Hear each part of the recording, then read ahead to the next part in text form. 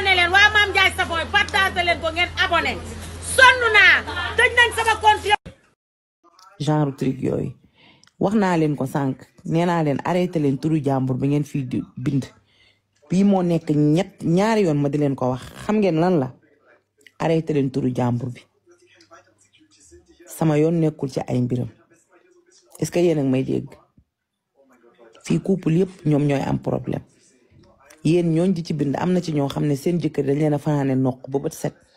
am na ci ñoo xam seen jabar yi mayu ñu leen jàmm li ngeen bëgg a dégg bu fekkee moo tax ngeen ñëw di ngeen wiññeeku waat ngeen dem seen yoon loolu sama yoon nekku ci yaa ngi dégg su ma ko doon wax naa ko bu yàgg parce que man maa leen ko njëkk a yëg fii lañ njëkke ci man démb rek boo gisee laay fa Modou Mbolo am na wes bu fay yëg ne ma j'ai besoin de ton numéro bind nañ ma ko message bind nañ ma wax nañ ma mais man duma arme geeru kenn ñoo xam ne ba ñuy sëy fekkee ma ko ba ñuy xamante fekkee ma ko am nañ seen tur tànk du man maay ñëw fii naan maa ngi teg seen kaa kay ma wax leen loolu su ma ci bëggoon a wax naa ci bu yàgg parce que bind nañ ma ko signal nañ ma ko laaj nañ ma sama numéro yàgg na mais defuma benn réaction sama yoon newu ci yéen a ma xamul mais man malheuru jàmbur musoo leen maa gis nit am malheur ma nekk fi naan ñaw ak wala lii man aw ma fond bu bon yéen a ma xamul rek. yi nit waruma fee war a mën a ma jàppale yenn indi ba di la yéene safaan yéene ma fi kenn safaan ku ma yéene safaan nag is okay mais man bu ma sañoon ñëpp ay am jàmm ku nekk dangay nekk si jàmm dama leen di wax loolu. kay li ngeen bëgg a dégg tey fii ci sama live na du ngeen ko fi dégg dem leen ca xaj yooyu ay yëfu Ouzin la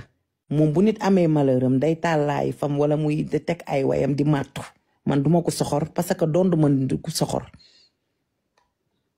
kay man ñi ma xamul rek ñooy wax ci man mais TikTok bii gisuma ku ma fi gën a rafet xol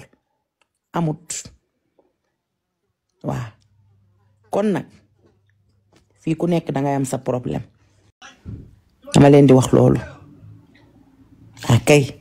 li ngeen bëgg a dégg tey fii ci sama live na du ngeen ko fi dégg dem leen ca xaj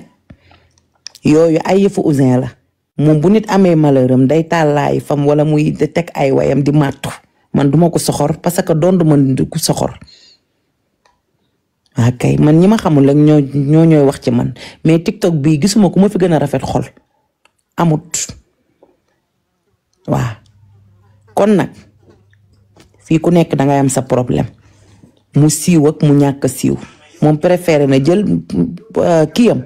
problème moom teg ko ci toile bi yéen ñu ko bëgg bu ngeen ko mënee soutenir ngeen soutenir ko yéen ñi fayantoog moom nag bu yeboo na ngeen dem ngeen fayantoog moom man fayantuwuma kalantew ma ay fayantu wax dëgg yàlla yonent bi damaa bëgg ngeen keccat ma ci ngeen seppi ma ci ba mu set sama yoon nekku ci te àdduna du yàgg ba mu ubbi sama gémmiñ wax ci ndax sama yoon nekku ci lii laa bëgg ngeen xam ko te ku fi mentionné waat turam dinaa la bloqué nga jàll ca xaj dama taal sama live di wéttali ko pour leneen lii laa bëgg ngeen xam ko ay duulkat ngeen ay saytaane ngeen seeni faux compte ngeen yor ñëw di bind seeni bal defoo leen seeni profil da ngeen di dugal nit ki ba mu dugg. maa ngi leen di nuyu maa ngi ñëw sax coupé wallaay may dem sangu ji damay gont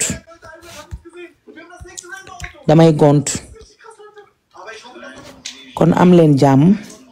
maa ngi leen di souhaiter bonne journée yéen xanaa xamoo leen TikTok bi en général ñi ngeen foog na sa ñoo ñooy seen noon nekkuñu seeni noon de ñi ngeen di toogandoo di lekkandoog ñoom di jógandoog ñoom ñoo nekk say noon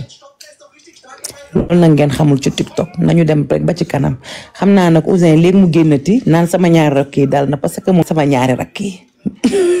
lan toogal xool kooku xool bi du yërëm léegi mu def vidéo naan yàlla atte tat naan yàlla atte na ma bëñi naan kak yàlla dina ma jo cokkuma ci tooñ yàlla kat naanal ndox soxor nga bon nga iñaan nga fi mu toll léegi mu def vidéo ci mbedd yi di filaale mu mel ni xar mu amul buum am njaboot kenn du la gis nga ànd ak sa doom ak sa njaboot di filaale chaque jour yaay nekk ci ngelaw li rek yor say valise xol kay man nag loolu laa la ëppalee yow da nga bon sa xol ñuul ngay ñaan yàlla nit ñi ak di julli ay ñaari raq di ñaan nit ñi yàlla muy këpp ci sa kaw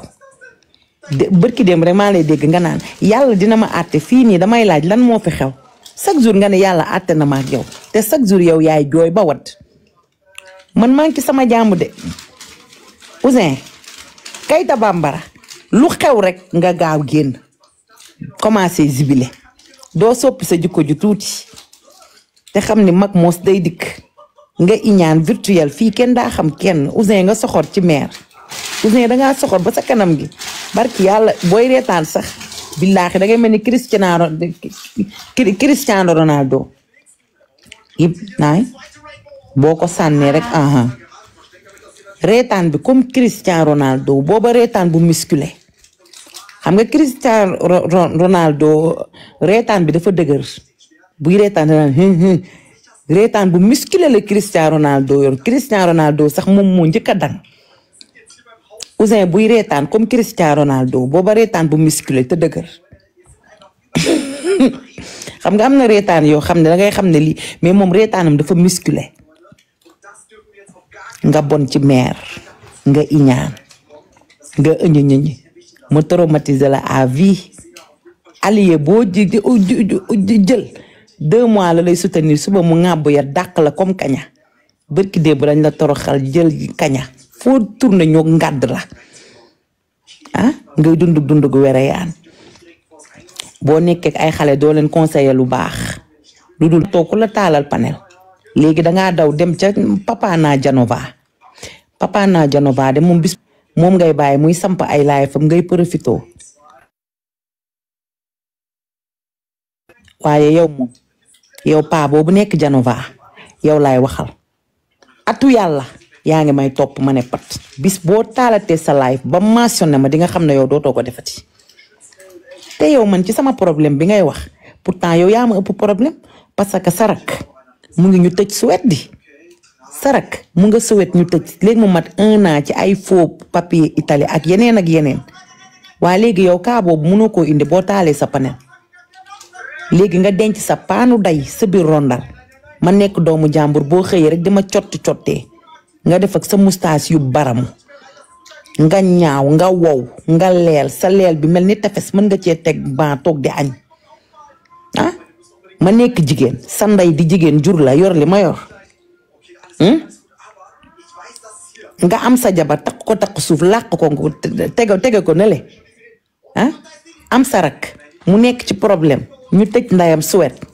ngay jaay yow tamit yooyu yëpp yow jëloo ko kaa ko teg ko si table bi nee nga ñoom da nga leen di couvrir waa génn tëdd nga wax ci man léegi ñoom ñoo ñu ngay couvrir seen problème dina tegu nag ci table bi foofu rek laa yam à bon entendeur salut kalaame naa la ak Fernando bu yàgg damaa bëgg nga génn ci man jotew ma ak yow sama yoon nekkul ci yow yàkkee gibs ein faax mën a tooñ pissen nein nicht ganze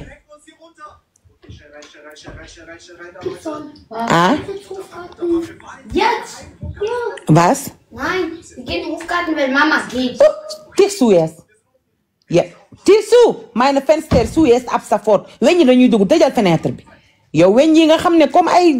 morfadam. Weñu Allemagne dijj nañ dijj goo xam ne te barki Seydina Muhammad tàngaay la ñuy bañ booy ubbi fenêtre bi ñuy dugg. ba pare pompe bi ma doon pompe sax léegi sax rayatu leen léegi da nga leen di pompe ñu lay gën a ñaawal naan 20 keroog damaa pompe damaa ubbi palanteer bi ñu dugg ma pompe barki Seydina Mohamed weñ ñi deewuñu keroog laa jënd beneen bu gën a efficace 11 euros laa ko jënde 11 euros weñ yu doomaraame yoo xam ne weñ yu tog yooyu weñ yu jekk weñ yi jekk nañ am nañ forme ba pare ngand man dama ne la keroog jënd naa baygon bi munu ci dara beneen baygon laa jënd buy jar 11 euros ba pare weñ yooyu naan jàpp sa nopp yi loolu man mën na maa rey weñ yooyu naan mel ni rasoir Allemagne genre weñ yooyu la am booy ubbi palanteer bi ñuy dugg wóor na yàlla booy ubbi ñuy dugg fi mu toll nii xoolal ñett dugg na ñu ngi nii taxaw nii rangaloo jëndal flash efficace man kay bu ngeen amee boo xamante ne day am ay Amazon dinaa dugg Amazon ngay mën a amee yenn yi nga xam ne dañoo kii Xiaomi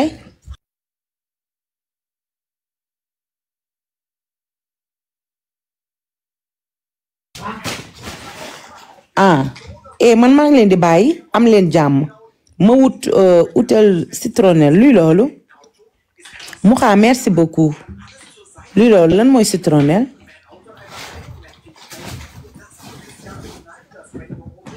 non c'est le non weñ yi barki yàlla booy ubbi ñuy dugg da ngay jël sucre sànni ko ci sa kër suukar yow suukar nga xam ne day indi xanaa xamoo man tàngaay bi nii dootuma jëndati sax fruits yu bari fruits yi boo jëndee nii ñaari fan day am kii yu sew yooyu sinon c'est du sel huile ak aldi ajana bu efficace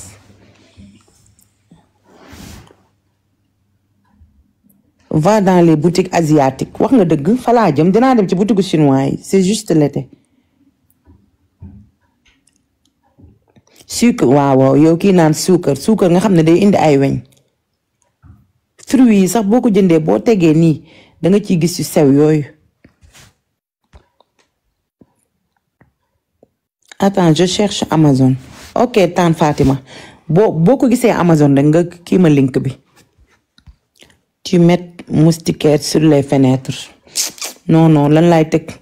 man duma teg ay moustiquaire yooyu doo mën a jot sa verre bi ba naan yaa ngi koy fomp moustiquaire yooyu nga xam ne day teg ay lënd mu poussière am na yoo xam ne moom dootul mën a deñ à vie kon nooy fompe kon sa verre palanteer bi kon noo koy fompe boo ci defee moustiquaire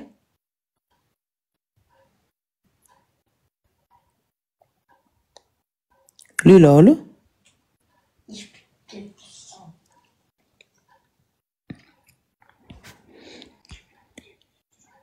y a des démontables kii nee na am na yu ñuy démonter ah bon daam yu ñuy démonter dinaa dem bawo maak dem xooli moom nga am bi ñuy démonter daa am action waaye action li ñuy jaay dara baaxu ci action li ñuy jaay yëpp ay bagaasu chinois la action ay bagaasu kër ay boolu plastique ay plastique yu ngand yoo mën a def say dara yi ak mbàjj yooyu mais bu ko weesoo seen palaat yi baaxul seen verre yi baaxul seen kii ñi jaay baaxul produit yu bari baaxul damay dem bawo maak wala ma dem ubbi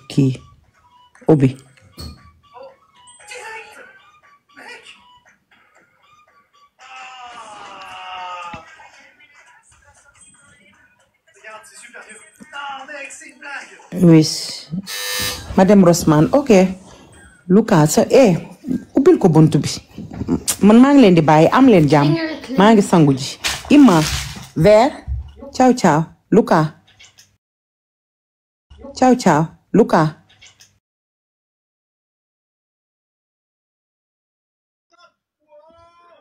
mam bu sa sama doom ji dama laa bëgg de tubaarikàlla njaay jaata njaay te xamoo lu bari dee leen sori rek sa verre nii boo toogee ak ñoom jëlal verre bi nga yóbbaale lu ñu dajjiwut ci sa kanam bul laal dañoo doy waar de ci lu ndaw dañ ci yàq sa àdduna c'est bon Occident comme Amérique hey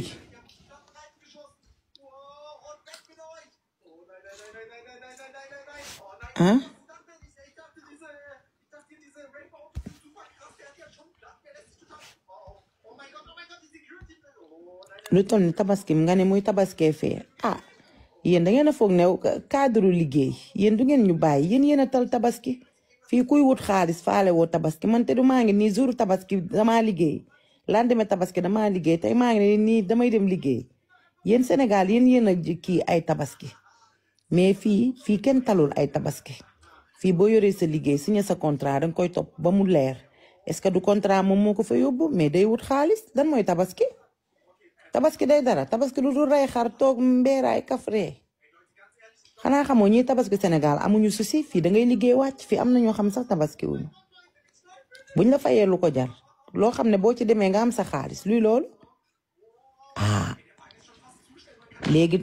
tabaski léegi dina tax nit ki pousse ay contrat wam dee leen wax lu yanu maanaa waay avant tout c'est de l'argent was ist los was passiert gar nichts passiert gawlo bi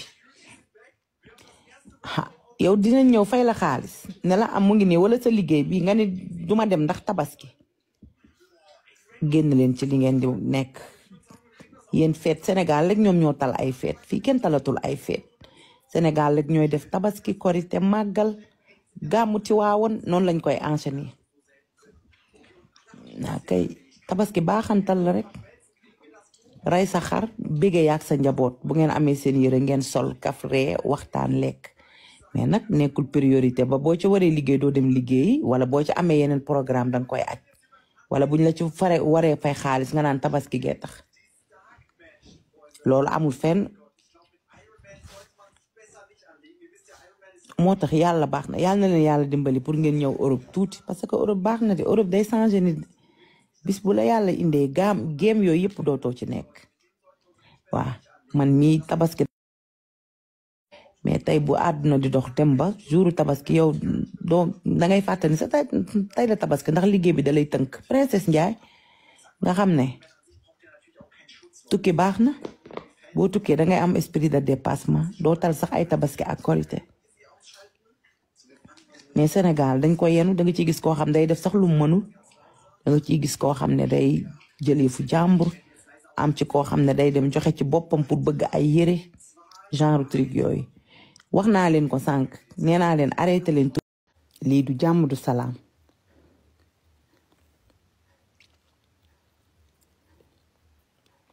dafa am suñu benn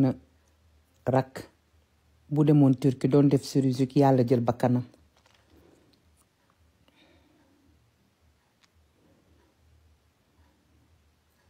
xanaa lii nag dina tax ngeen bàyyi nag chirurgie bi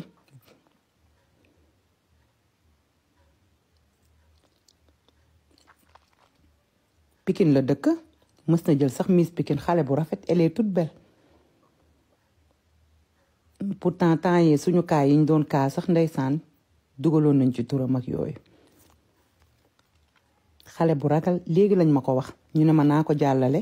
man maa tiit ba xaw ma sax fu ma nekk nii sama caabi kër gi sax man dama réer nii dama teg sama caabi nii war a gontu lii nag du kaa bu ndaw lii sensibilisation la laaj kon fan yépp ñu ngi sensibiliser te yëgaguñ li xew xale bu rafet mës na jël Miss Pikine elle est toute belle xale bu ndaw amagul sax 30 ans xale bu rafet weex tàll mel ni tubaab dem na nii lan chirurgie esthétique koor baa nga Turquie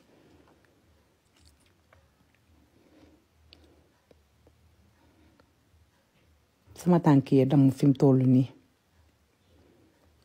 ma di leen wax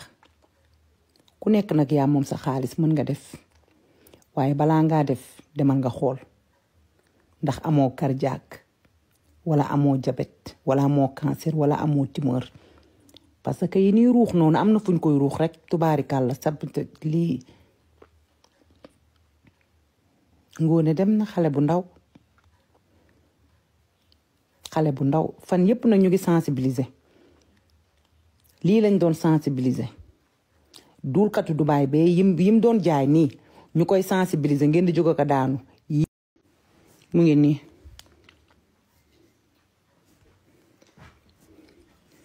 ngi nii kii moo gaañu xale bu ndaw mu ngi nii xale bu rafet xoolal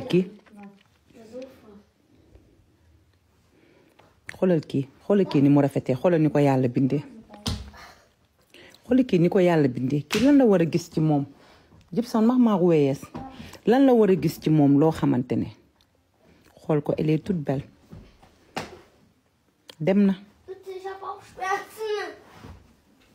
Hindista dem na Thailand here hallo bitte Okay. Nein, keiner darf. Okay. yaa xale bu ndaw mu ngi nii dem na France la nekkoon yàlla na ko yàlla yërëm léegi nag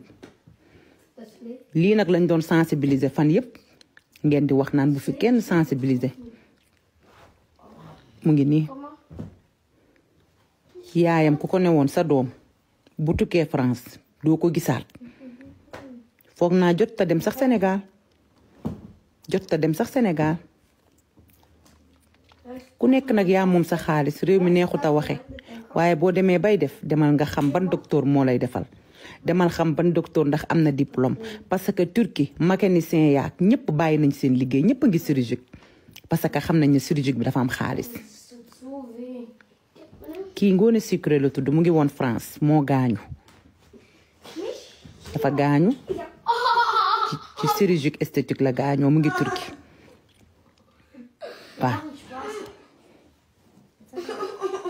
waaw léegi nag bu ñuy sensibiliser ñu naan dañuy yàq seen njaay yàlla na ko yàlla billaay Luka yow bàyyi ko dafa ñàkk fayda dafa ñàkk fayda toogal nii dafa ñàkk fayda muy mel ni rëf jóob ba réglé man dama amee na xaran nekk nag yaa moom sa xaalis réew mi neexut a waxe waaye boo demee bay def demal nga xam ban docteur moo lay defal demal xam ban docteur ndax am na diplôme parce que Turquie mécanicien yaak ñëpp bàyyi nañ seen liggéey ñëpp a ngi chirurgie parce que xam nañ ne chirurgie bi dafa am xaalis kii Ngoné Sucré la tudd mu ngi woon France moo gaañu dafa gaañu ci chirurgie esthétique la gaañoo mu ngi Turquie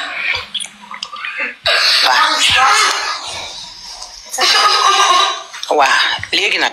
ok taw xajaana ñëwal nuyu naa leen ñu wax de un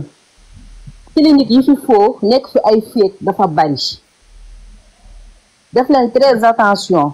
di xool ci lan ngeen di dugg féeg clinique yi moo fi ëpp fii te turki yi duñu wax français duñu wax anglais guide yi leen di guide sax ne dañoo dégg dégguñu turc dafa nekk langue ba nga xamante ne neexut a dégg nekk fi 10 ans 20 ans sax taxul nga dégg ko dafa mel ni ngay làkk français marché ak ki nekk français école ñaari français yi day xaw a ute guide bi leen di guide sax ne dégg na déggul turc de un seen xaalis la bëgg journée yi muy am ci yéen moo koy intéressé ak nu mu tudd ak quota bi muy am ak médecin bi loolu moo ko intéressé loolu guide yi laa koy wax guide yi leen di guide nekk fii ci dëkk bi quota bi ñuy am ci hôpital bi moo leen intéressé dégguñu turc bi ngeen defee ne dañ koo dégg def leen très attention ci li ngeen di ñëw fekk clinique yi dafee bari te nag turc boo amee ak moom problème xam nga lañ lay wax Burası Turkiya fii turki la turki moo fi ëpp baat étranger lii laa amoon ci message bu may jàllale ci gaañu yàlla na ko yërëm xaare ko àjjana. ok Fat Bintou Lo ñëwal. allo Basan ça va Sirone yaa ngi si jàmm. maa ngi sant ñëwal. si kii ngay kaa man de man kaawu kali bi laa moom ma metti woon ma bëggoon a ñëw sotle kali tuuti comme que pare nga ci na xam. waaw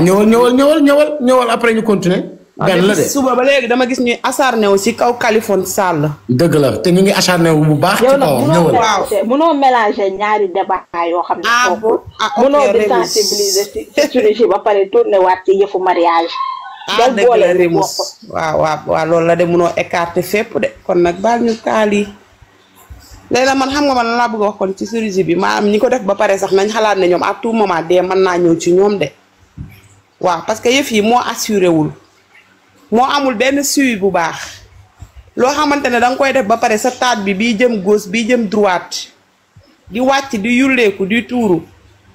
xamal ne boo deewul it di tôt ou tard fa ngay mujj du neex lii la mais saa booy laay faat ci kali nag ma woo parce que dafa dama ciy siif léegi ci kanam dama ciy siif léegi bu xale pare kaw man foofu loolu laa yàkkamti dama ciy siif léegi parce que maa ngi gis xale ñu ngi acharné wu ci kawam rek laa bañ ku koy def ci acharnement bu métti si waaw maa ngi gis xale ñu ngi acharné wu ci moom acharnement boo xam ne ñii acharné wu ci kawam yëpp tekkiwuñu dara bàyyi leen doomu jàmbur bi ngeen di acharné wu maa ngi leen di gis ci suba ba léegi yéen a ngi taal seeni plateforme non Remus kii dafa ñëw sama live tey ci suba Kaliphone dafa yéeg sama live tey ci suba waaw déglu ma boo fayee ba taalaat nga ñëw si loolu pour l'instant ñëpp a non mais mun nañ ko jàllale ma ne acharnement bi man gis naa ko bëggoon naa cee wax mais dafa fekk Fat Bintou wax ci aussi tamit ku nekk da nga ciy sànni sa grain de sel Kaliphone dafa ñëw sama live tey ci suba gis naa ne que sénégalais ñi ngi achat Rimouche may ma pare nga wax si Californie mais pour l'instant si ngoone la may ma après nga ñëw bii nii dee may ma su ma paree yow kii dee sa xarit la wala may ma su ma paree nga ñëw la si non amul soo paree ma ñëw kii dee dara safu la si non mais wala du sa xarit mais bien sûr pourquoi pas mais kon nag doo rester si débat bi waaw mais rester ci débat bi aussi Californie mi ngi dund ngay wax seen avis dañ koy wax non Californie mi ngi dund waxal si débat bi nii nga xam ne non mais gis acharné wu ci Kali ñu ciy wax nga bëgg ñu bàyyi débat boobu wax ci lii pour dañuy sensibiliser dañuy wax ci lii dañuy mais après nga wax si Californie tout live waxtaan la non après nga wax si Californie non pardon waay bëgguma nekk kii cause bi yàq Fat Bintou toogal nga toogal bul wàcc toogal toogal am nga ça va Fat Bintou toogal bul wàcc yaa ñëwal donc xam nga ins bi ñun ñëpp dañoo toog di déglu ci kaa bi léegi commencé nga kaa bi ba pare léegi da ngay yeggali kaa bi boo fayee taalaat ñu ñëw si Kali comprendre nga léegi yeggalil kaa bi non loolu sax mooy respect pour ñi nga xam ne dañoo ñëw ba ci sa biir live toog di la déglu ñëpp bàyyi seen yitte ñëw ñëpp a jaaxle instant yii man mii di wax ak yow réew naa mais instant yi dama tiit chirurgie wu ma parewu ma sax pour def ko mais dama tiit si lii xaw ma nag looloo ko rey mais loolu la ñu wax dafa demoon defi chirurgie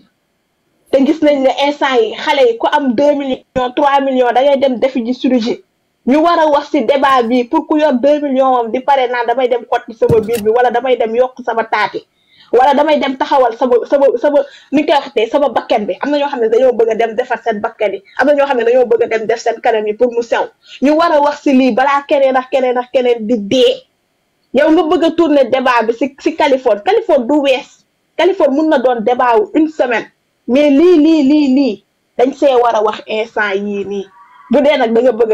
a changer sa sujet yaa moom sa panel yaa moom sa live nga wax gars yi da ngay tourner débat bi si Californie ñi nga xam ne Californie intéressé wu leen ñu dem man Californie intéressé wu ma wàcc ndànk bu dee da ngay wax si wàllu chirurgie bi pour ñu sensibiliser suñu moromu jigéen ñi parce que lépp ñun la benn góor taxawul naan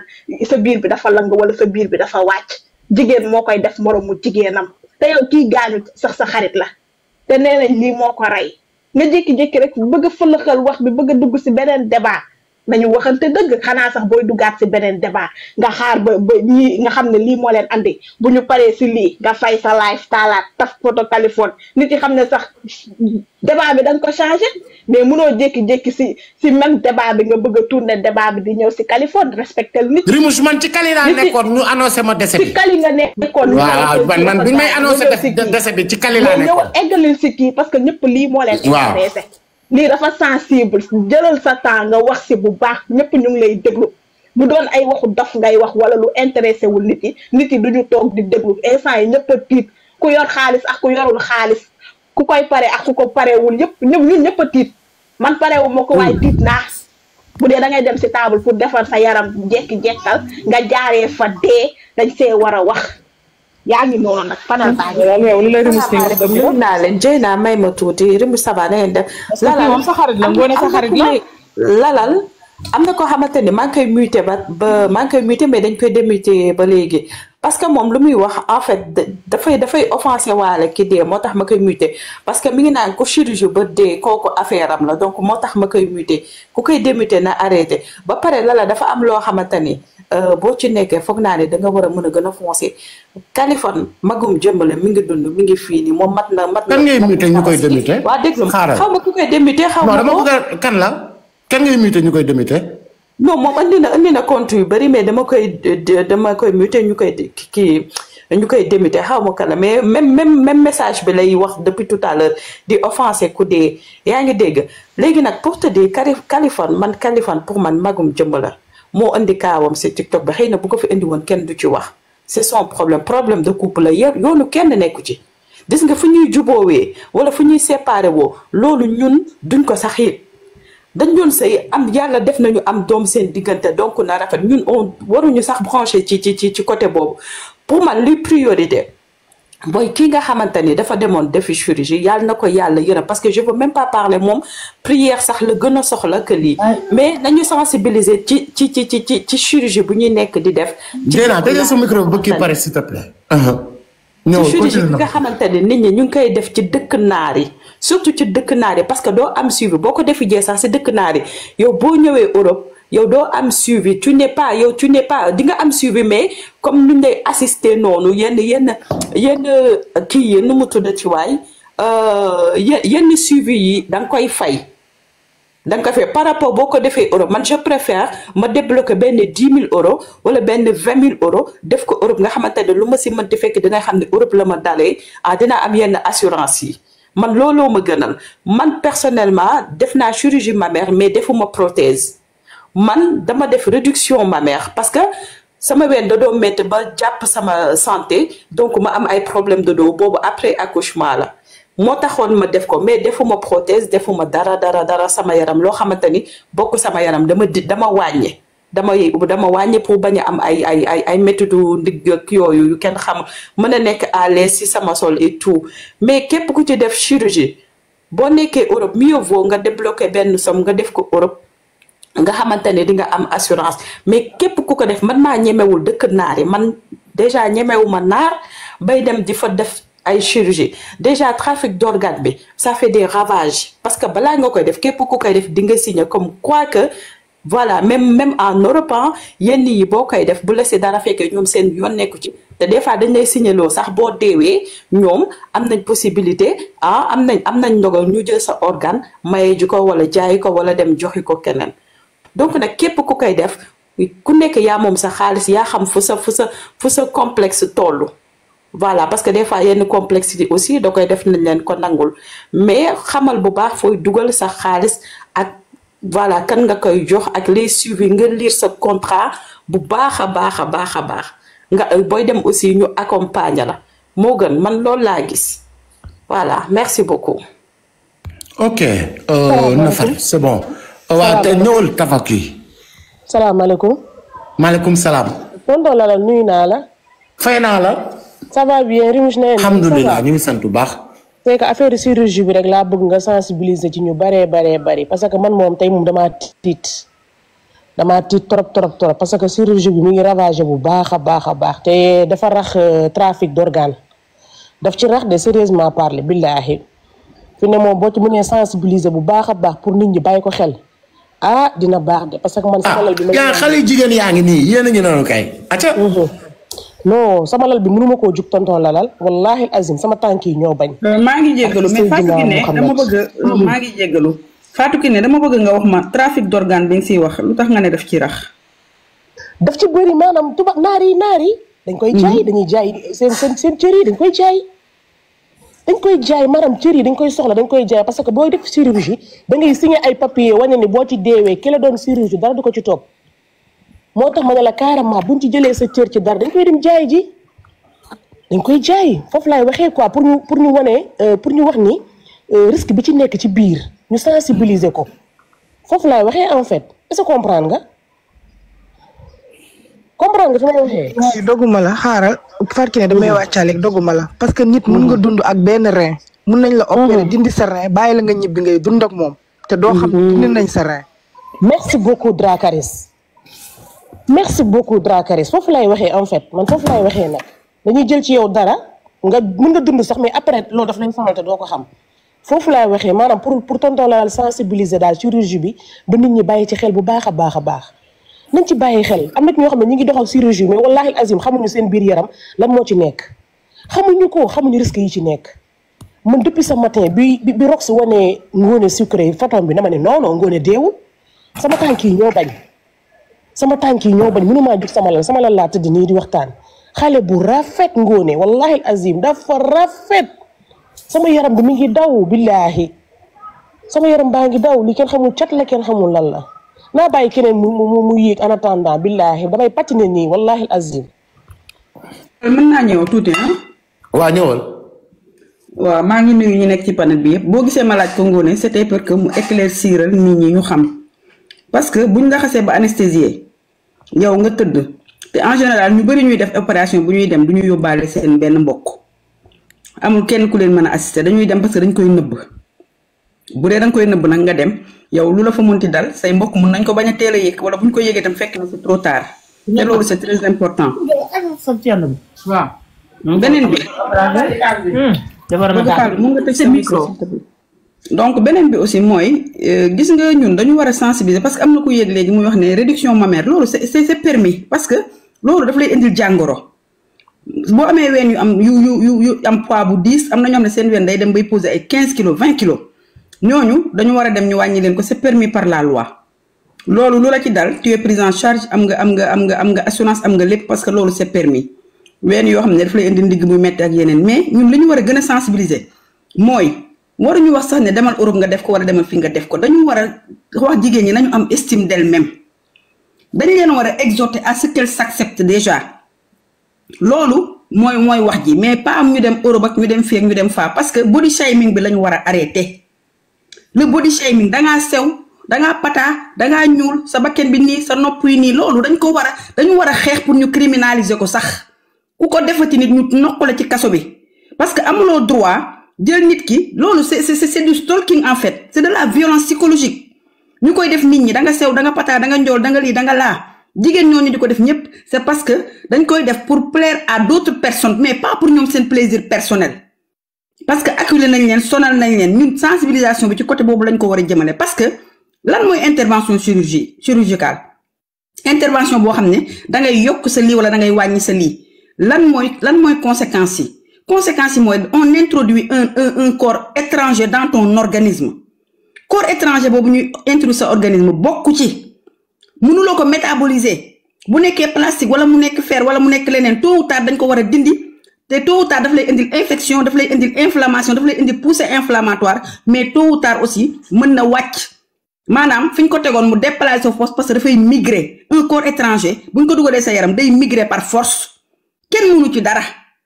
mais ci danger yooyu la ñu war a sensibiliser la population féminine sénégalaise ñu xam ne li ñuy def nii même boo koy def pour la beauté mais am na ko ko defoon ñu naan ndam demul ndam dikkul mais mi ngi commencé wàcc dafa gëllëgoose moom bu solee yëre bay dem nga xam ne lii y a quelque chose boo xam ne bokkul ci yaramam buñ ci dugal et ça se voit palaisément da nga koy gis discours yooyu la ñu war a tenir discours yooyu la ñu war a wax jigéen ñi mais pas mais une femme qui n'a pas d'estime de soi ni nga koy dimbalee du nga ne ko demal defi chirurgie du yow tamit nga appuyer que ne wóoluwul boppam dafa war a wóolu boppam parce que c'est un être humain dafa war a wóolu boppam loolu nga xam ne moo nekk pour moom imperfection ci yaramam mu accepter ko d'abord et comment l'aider à l'accepter c'est ça le discours le discours n'est pas dem leen France dem leen États-Unis dem leen fii parce que da ngay am assurance non elles doivent s'accepter déjà elles doivent ñoom lépp lu ñuy def dañ ko war a def pour ñoom seen bopp mais li ngay def pour sa bopp ce n'est pas la chirurgie d'abord les sensibiliser sur la mauvaise alimentation lekk bi ñuy lekk moo ñu gën a lor parce que nous sommes ce que nous mangeons nous sommes des morts ambulants au Sénégal 60% de la population ce sont des morts ambulants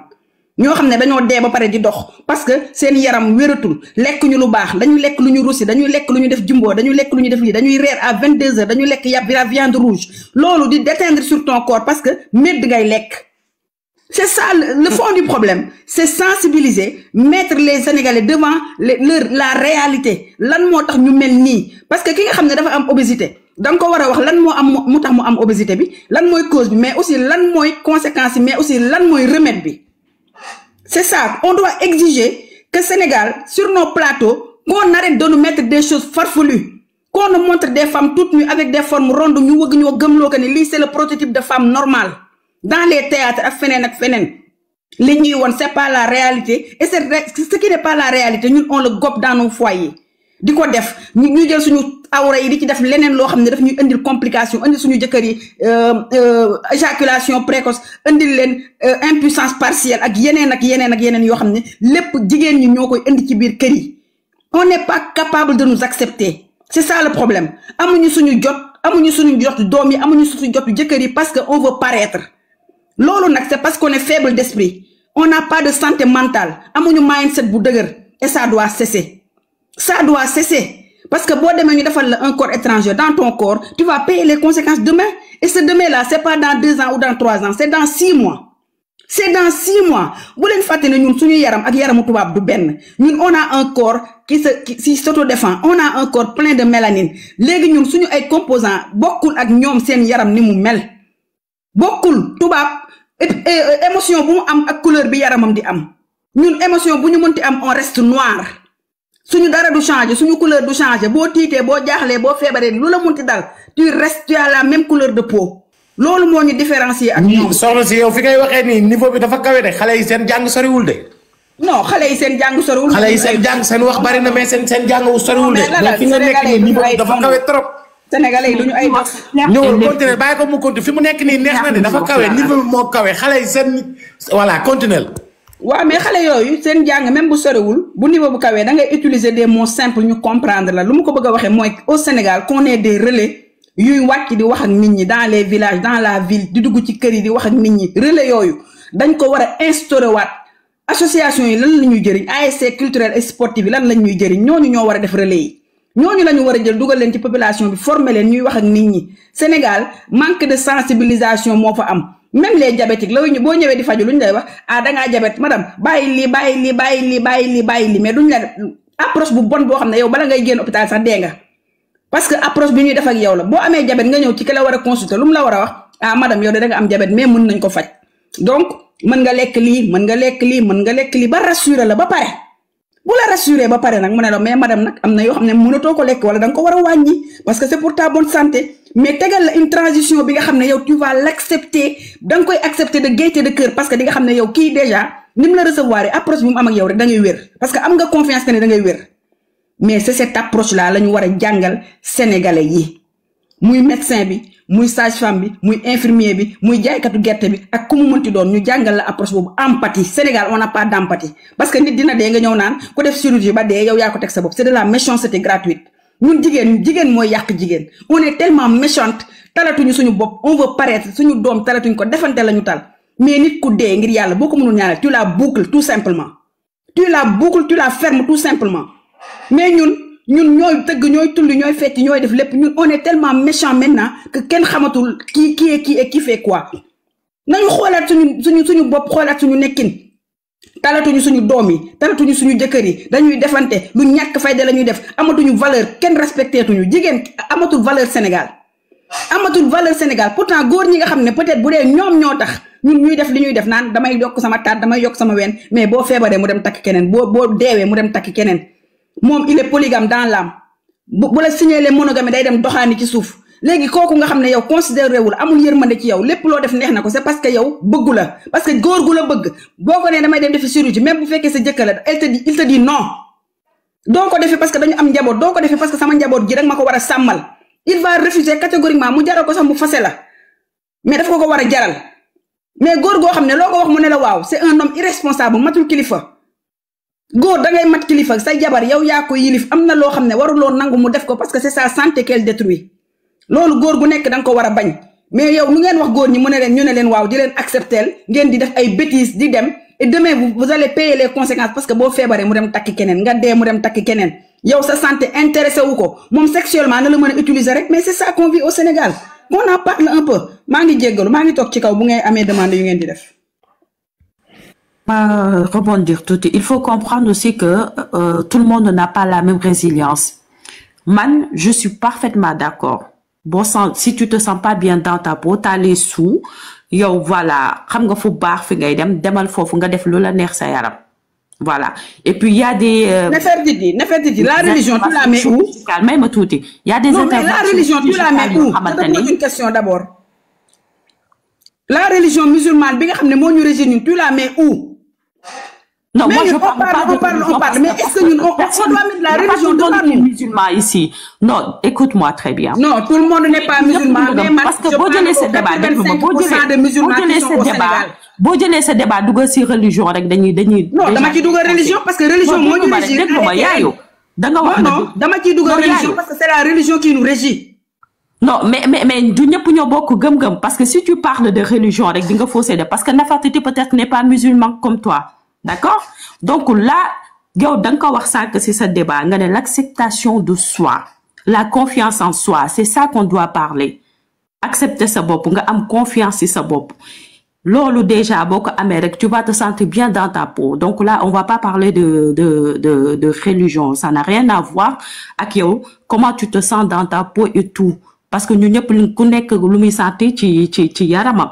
Quand tu as envie, quand tu te sens pas bien dans ta peau, nga obèse wala des trucs comme ça, nga am xaalis et quand bu fekkee feebar la des trucs comme ça mën nga def intervention chirurgicale. dégg nga loolu man lii laa bëgg waxtaanu intellectuel waxtaanu haut niveau man lii laa bëgg. waaye sama waa ji na fa débat la du question dama lay dagg parce que dama mal éduqué wala dara dama lay dagg pour def ay précisions. te je pense que waru la vexé bu la vexé mën naa la bañ a dagg. Je suis pas du tout vexé mais je te dis. non soxna si xoolal ñaari intellectuel de haut niveau lay wax nii. dégg nga man lii laa niveau ba tey dafa kawe. non écoute moi je suis pas vexé. léegi damay tëj bàyyi dama la vexé pour ma ba arrêter. non je ne suis pas du tout vexé moi j'aime bien les débats d'idées j'aime bien. léegi dama la bëgg a wax léegi yow jigéen bi nga xam ne dafa am ñeenti doom par exemple amul estime de soi son corps ne lui plaît pas dafa war a def intervention chirurgicale léegi yow pour nga jox ko estime de soi pour nga def benn approche boo xam ne yow idée boobu mu am. nan nga ko ciy génne mooy tu la mets devant ses responsabilités nga xamal ko d'abord les conséquences de cette intervention chirurgicale là soo ko xamalee loolu que ni moom ay doomam ñeenti doom la am dañuy compter ci moom que bu deewee ay doomam xamul ci yenn loxo la ñuy tomber tu la sensibilises émotivement d'abord boo ko sensibiliser émotivement ba pare tu lui mets nag devant des paliers yi nga xam ne mooy tax mu accepter son corps lan mooy tax mu accepter son corps lu gën a yomb loo xam ne elle est accessible lu yomb lu accessible ci moom mooy une hygiène de vie la bonne alimentation mu commencé am une bonne alimentation commencé def un peu de sport chez soi waxuñu ko sax mu dem salle wala mu dépenser dara mu def ko nga ne ko def ko pendant 2-3 mois nga xool ban résultat ngay obtenir mais on a des palliatifs on a des choses yi nga xam ne. yaayo tout ce que yow li nga fi wax yëpp ça revient par l'acceptation de soi déjà. Il faut se sentir bien dans sa peau. Tey mën naa def 90 kilos, j'ai des rondeurs et tout, et je m'accepte comme je suis déjà. Tu vois? Léegi, il y a une personne boo xamante ni peut-être elle se sent pas bien dans sa peau. Elle se sent pas bien dans sa peau. Kooku bu ko neexee lu ko neex mu def ko bu fekkee dafa bëgg prise de poids parce que bu ñu nee l'acceptation de soi aussi bu ñu jël seulement intervention chirurgicale parce que am na ñu fiy jël ay lekk yoo xamante ne pour ñu am yaram et tout ça loolu aussi dafay changer sa corps. Qu'on soit d'accord, c'est pas seulement les interventions chirurgicales qui sont risquées. Parce que am na intervention chirurgicale yoo xamante ne c'est pour te sauver la vie. C'est pour te sauver la vie. Donc, moi, je m'accepte comme je suis. Man Nafarteti, personnellement, j'ai fait une intervention, mais c'est pour réparer mon corps et j'avais mal, c'est à cause de la santé et tout. Ma réduction, ma mère l'a def sans prothèse. Defuma prothèse. Ma def c'est ma réduction mammaire. Après, je m'accepte comme je suis pour une alimentation saine, une hygiène de vie saine. Ça, ñun ñëpp ko war a xam te ñun ñëpp ko war a def. Que ça soit nga pata nga sew wala leneen ak leneen ñun ñëpp ko war a def mais aussi ku ci bëgg a def intervention parce que yow am nga benn complexe sa yaram peut-être sa bakkan rëy na wala am nga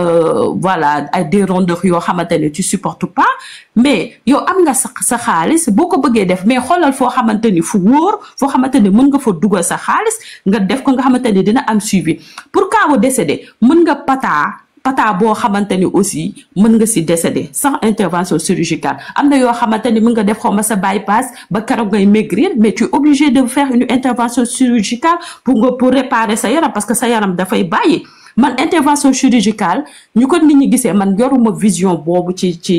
nit ñi man pour réparer sa yaram laa ko jàppee comme quoi que yow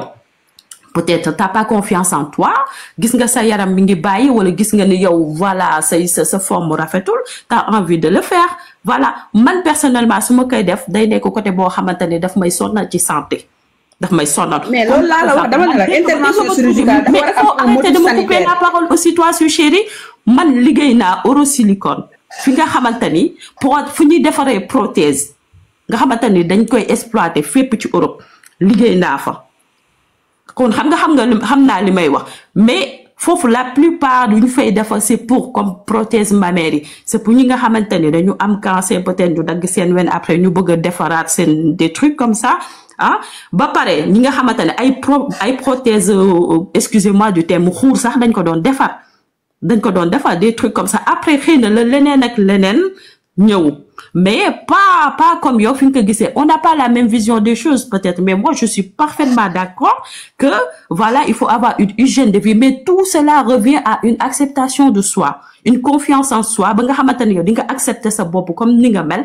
keneen lu mu mënti wax ci sa yaram wala lu mu la kii tamit du la frégeñente comme niñ koy waxee, mais à part ça man y a pas mort d'homme ku mu neex def lu la neex, mais xamal fooy dugal sa xaalis aussi, parce que la santé n'a pas de prix, man loolu laa gis waaw mais Néfertiti comme ni nga wax rek, on n'a pas la même vision de la situation. Man ak yow bokkuñu même vision, parce que man je sensibilise pour que benn jigéen bañ ko def, parce que y a des conséquences néfastes ci yow ak sa njaboot. Parce que une femme qui meurt, elle laisse ses enfants et dafa am risque. Prothèse yooyu ngay wax dafa am risque d'infection, 80% de risque d'infection. 80 je te dis pas 50 ou 60. Donc yow mi nekkoon fi ñu koy defaree war nga xam ne c'est un corps étranger te xam nga lan moo nekk ci biir. Mais je sais parfaitement. Dégguma. Je sais parfaitement ci prothèse yooyu. waaw mais mi ngi noonu prothèse yooyu 80% d'infection lay causer. Donc loo xam ne dafay causer 80% d'infection, man lan moo tax ma war koo jël def ko sama yaram parce que wóoluma sama bopp, et au bout d'un an je vais mourir de ça. te mu leer ma ne damay dee wala ma am infection boo xam ne ça va me créer des choses yi nga xam ne dans mon corps dootuma, c'est irrémédiable, kenn mënatu ko dindi. Loolu mooy problème bi. On n'a pas la même vision, parce que man je sensibilise pour que jigéen ñi bañ ko def parce que c'est nocif pour leur santé. Ak loo mënti def intervention boo xam ne nag da nga koy def parce que ta santé est en jeu, loolu c'est autre chose. Bu ñuy xool ñi nga xam ne quand tu as parlé de bypass tout à l'heure, bypass lan la bypass gastrique képp kuñ ko defal les premiers mois da ngay sonn, loo lekk da nga koy wàccu, tu as des problèmes yooyu mën na dem ba yónnu la ci anorexie wala mu yóbbu la ci boulimie, tu as faim, tu manges pour aller vomir tout à l'heure, mu yóbbu la ci anorexie, dootoo lekk dara parce que loo lekk sa estomac dafay metti. Donc loolu ce ne sont pas des solutions, parce que solution alternative la yoo xam ne au bout de 2 ans dafay yàq sa yaram te da nga koy gis. Intervention pour nga wàññi say ween d'accord naa ci, parce que loolu sa ndigg mooy metti dafa lay jox problème bi nga xam ne ay genre arthrose ak leneen parce que say ween dessin bi dafa viral te Facebook ak Twitter Instagram ci dessin bi dafa viral ngoni ci gis nga bypass yooyu, parce que yaa ngi ne boo ko defee fii ak 2 ans mën nga dee des trucs comme ça, mais bypass yooyu pour nga def ko, mais dafa am foo xamante ne dafa am procédure, parce que tey moi je vais pas faire 70 kilos ou 60 kilos et là je vais aller voir 200 kilos jëm kaw la 180 kilos jëm kaw la. Non déglu ma, tu trouves pas que aussi boo ko defoo ça risque mooy obésité morbide yi ñuy def yi nga xamante ne tu es en surpoids yoo xamante ne tu es en surpoids, mën nga dee léegi nii may wax ak yow mën nga wax ak man fatt daal di dee. Donc loolu dafa bokk ci procédure yi pour nga mën a def bypass. Donc ça ne veut pas dire que da nga def mais bypass déjà médecin moo lay bindal day kii sa estomac bi nga xamante ni man gis naa ñu bëri ñu ko def mais buñ ko deful woon tamit xëy na 2 ans sax du leen fekk ñu dund. waaw mais bypass parce que quand tu perds du poids il y a la peau qui relâche. Après voilà, il faut faire des interventions chirurgicales réparatrices, des trucs comme ça, mais man je suis parfaitement d'accord. waaw mais bypass xam nga bypass du yow même booy peser 400 kilos munoo dem ne defal leen ma bypass ñu defal la ko. y a la procédure chirurgicale bi nga xam ne sa médecin moo lay bindal nga ne da nga war a dem bypass ñu defal la même des tests psychologiques, parce que dañu naan psychologiquement est-ce que kii attan na bypass bi. Da ngay dem même ki lay anesthésier dina def ak yow ay rencontre yu dul jeex, tu vas rencontrer le psychologue. Gis nga procédure bi pour nga def ko rek ça peut te prendre de 6 à 8 mois ñu lay interroger di waxtaan ak yow di la rassurer pour nga bañ a am nekk en situation d'anxiété jour bi ñu la koy defal, pour ne pas nga avoir une contraction musculaire bu ñu la koy defal. Donc loolu c'est pour ta bonne santé. Bu ñu la ko defalul bu ñu xoolee ne yow sa espérance de vie déjà yow dans 1 an tu peux mourir, wala dans 6 mois bu ñu remédier wul à ça boobu la ñuy décider dañ lay defal bypass gastrique. Bypass boobu bu ñu xoolee gis na yow sa santé sa organes yi baax nañu, mën nga tenir 2 ans wala 3 ans dañ lay dissuader yóbbu la ci diétologue yóbbu la ci nutritionniste nga def les pas ba pare. Soo demee ci ñooñu pour te dire ñoom fi ñuy jaar c'est drastique pour ñu dugal la fa. Doo am 400 kilos rek nga ñëw ne dama ko bëgg a def sa médecin bindal la ko déedéet. Foofu ngay jaar dem ñu xool mën nga ko def, mën nga tenir, am nga 3 ans pour wàññeeku, sa poids war na wàññeeku, nañ la def lii nañ la opérer nañ la def lii ba pare ngay doog a dem pour def bypass bi. C'est pour te dire que l'intervention chirurgicale c'est une chose tellement dangereuse, c'est pas banal comme ñun Sénégalais yi ni ñu ko banaliser. Voilà, là tu me reviens. Tu sais pourquoi je dis que tu me reviens? Parce que dans les bypass, beaucoup de femmes ont 2 ans, peut-être que des trucs comme ça, tu vois. Mais là, tu me reviens. Toi-même, tu l'as dit, c'est pour ta santé. Non, mais donc quelque chose que tu fais pour ta santé, ça n'a rien à voir avec intervention chirurgicale. Voilà. Daf lay dimbali ci sa santé. Waaw, mais dama ne wañi taat, yokku taat, yokku wen. Non, man yak sa santé. Man, je ne suis pas pour la chirurgie. Je ne suis pas pour la chirurgie. Mais je te dis, tout le monde n'a pas la même résilience. Parce que peut-être bu ñu toogee naan Nafatiti dafa waw ba ma jël corde xoj ko sama baat daa di dee peut-être loolu beneen débat lay nekk. Mais yow bu naan déglu ba man Nafatiti nga ne ma dama waw j'ai les moyens. Am naa complexe boo xamante ni peut-être daf may gêner ba je me sens pas bien. En gros, je me sens pas bien dans ma peau, je suis pas à l'aise. Mais mën naa dem xool chirurgie bu baax xëy na ma defaraat yenn kii man ça je suis pas contre. Mais moi je suis pas pour la chirurgie. Nefer lu tax ma yéeg dafa nekkoon ci benn point boo xamante ne elle a trop attiré mon attention. Est-ce que doo ko bàyyi mu développer comme ça ñu mën a suivre ñun ñëpp parce que c'est ce qui m'a fait monter quoi. Tu vois ce que je veux dire? Khadiana, mun nga ubbi sa micro fan lan laa doon wax lu la intéressé comme ça je vais le développer. Fi nga doon wax par exemple risque bi ñuy jël fi nga doon développer baax na Nefer moo ma xaw a kii tuuti léegi yow reprendre phase côté bi nga nekkoon daal boobu intéressé na xale yi bu baax. Khadiana, xam nga pourquoi je le fais man je suis dans le corps médical. Je suis puéricultrice, je suis pédiatre et maa ngi continuer di jàng donc xam naa lan mooy xew hôpital. Parce que je suis dans le corps médical, moi 1. De 2, man, j'ai presque 58 ans, mais je fais du sport et je le fais en direct avec mes followers. Nous disons, l'âge, c'est dans notre tête. Je fais des repas sains, une alimentation saine. Du coup, ce n'est pas pour me faire voir, mais c'est pour sensibiliser. Vouloir, c'est pouvoir. Mettre dans la tête d'une femme que, amulo santé mentale, mais yow buñ la waxé li di la xass da nga wara dem bout solution bu drastique là c'est une erreur très grave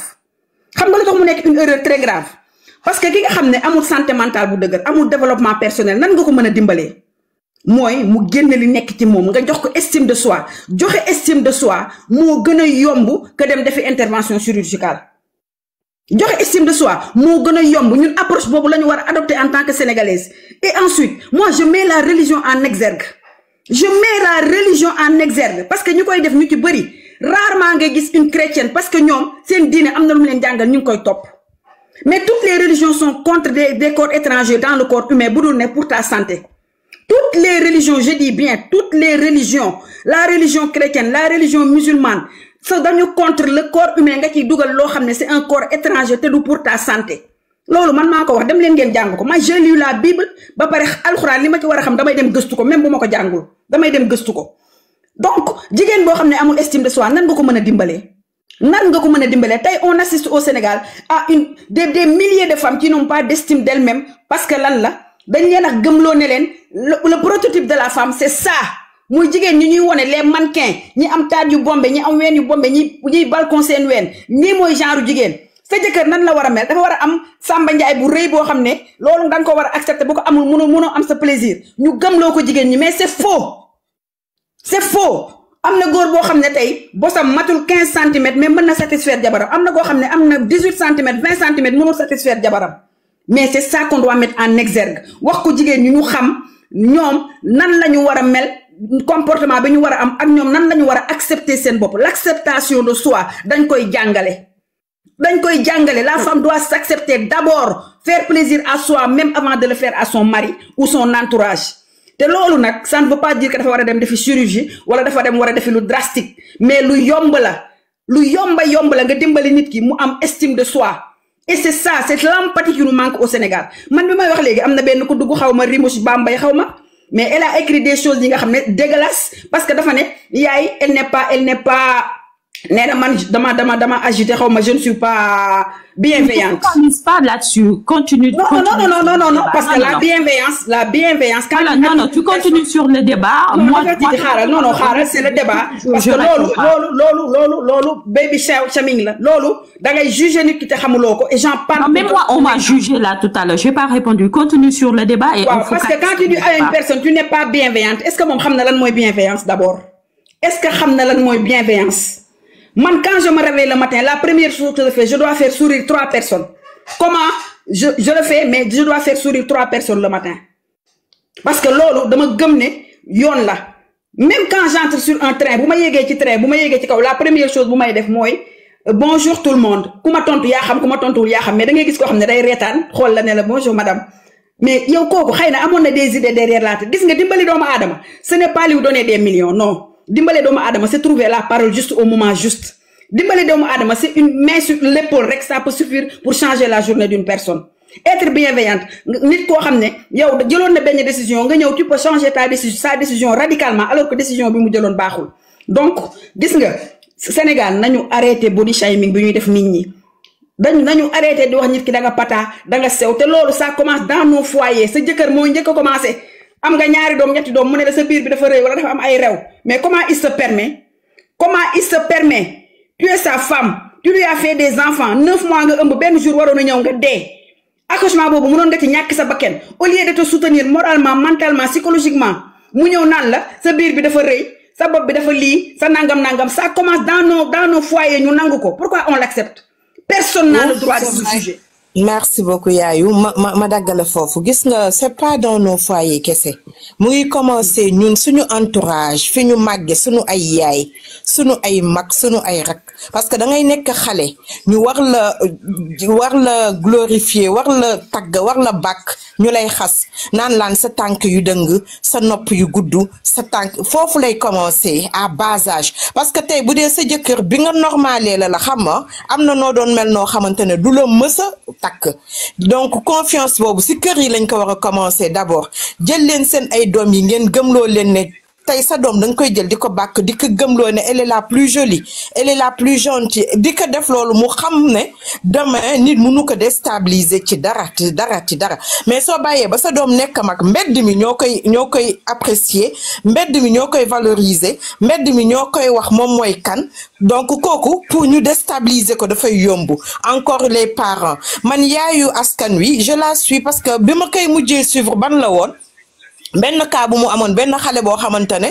je pense que ne papa moo ko violé woon xaw ma après xale bi elle s'est suicidée ba jour boobu may naan il faut que ma toppaat yaayu askan wi mu jox ma comprendre nga lii mujjoon si cas boobu pour vous dire que ne man des fois damay romb live am ma taxaw fa parce que day wax yoo xamante ne des fois macha allah rabbi day toucher parents yu bëri encore une fois dee leen jël seen doom yi ngeen ñu wóolu seen bopp.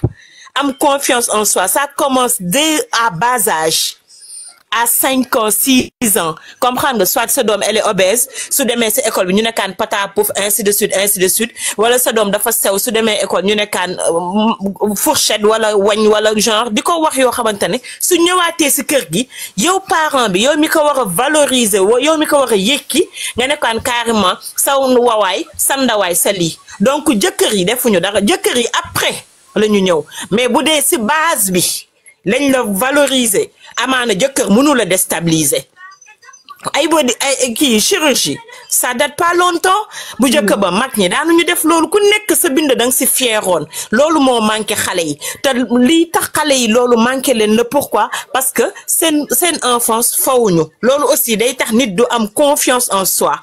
à bas âge dafa am solo pour après ñu may ñeneen ñi nekk ci kaw ñu ñëw mais li ma ci bëgg a dolli rek mooy gis nga da nga wax lu am importance gis nga ñun jigéen dañu yàgg sonn Sénégal lay wax nag parce que Sénégal ñoom ñoo xamul valeur u jigéen xam nga lu tax ñu yàgg sonn déjà yow soo juddoo nekk jigéen rek yàlla na nga màggatee am jëkkër bu la mën a yor lañ lay njëkk a wax déjà teg nañu pression sociale sa kaw ñu loolu ngay sëy luñ lay wax boo demee na nga muñ comme si yow da ngay dem en guerre alors que demoo guerre mais yow boo yoree sa doom ci biir kër gi ñun ñoo njëkk si stigmatiser suñu doom yi ñun yaay yi est-ce que tu sais que le fait de dire à ton enfant tu es lent xam nga tu es lent mooy da ngay yéex rek c'est un message très très destructif pour ton enfant parce que yow soo ko nee da nga yeex tey wax ko suba il lui faut 10 da nga gaaw wala tu es brave pour mu dindi da nga yeex boobu ci boppam. loolu c'est de la violence bi ngay tax xale bi tey jii lan moo tax suñu doom yi il ne s'accepte pas parce que yow miy yaay ji yaay toog ci boolu añ bi sa doom di wax nga ne ko noppil waaye yow tëjal sa gémmiñ toroxal nga ko devant tout le monde yaa ngi jàngal xale boobu ne il ne représente absolument rien que chacun peut le maltraiter. sa doom day toog léegi nga yónni ko mu kii nga ne ko yow nangam tam waaye jamal nga wutal ma lii nga saaga ko nga toroxal ko ci kanamu waa kër gi sa doom am laago yow yaa koy wax sa tànk bi lii wala sa bët bi lii devant toute la famille mais keneen bu ko waxee est-ce que yow yaay ji am nga droit mer non amuloo droit mer parce que tu n'as pas su protéger ton enfant tu n'as pas su lui donner ce dont il a besoin mooy affection amour ak la défense mu xam ne moom il peut compter sur toi à tout moment. loolu ñun ñoo ko commencé di ko def suñu biir njaboot ba nga xam ne tey jii même les enfants autistes au Sénégal les enfants handicapés on les cache personne n'a amuñu benn courage yu génne suñu doom yi wane leen accepter leen d'abord xale boo xam ne da nga handicapé Sénégal ñu naan la dafa am jinneeg dafa am rabak dafa am lii parce que yow amuloo fitu taxaw devant ta famille nga défendre sa doom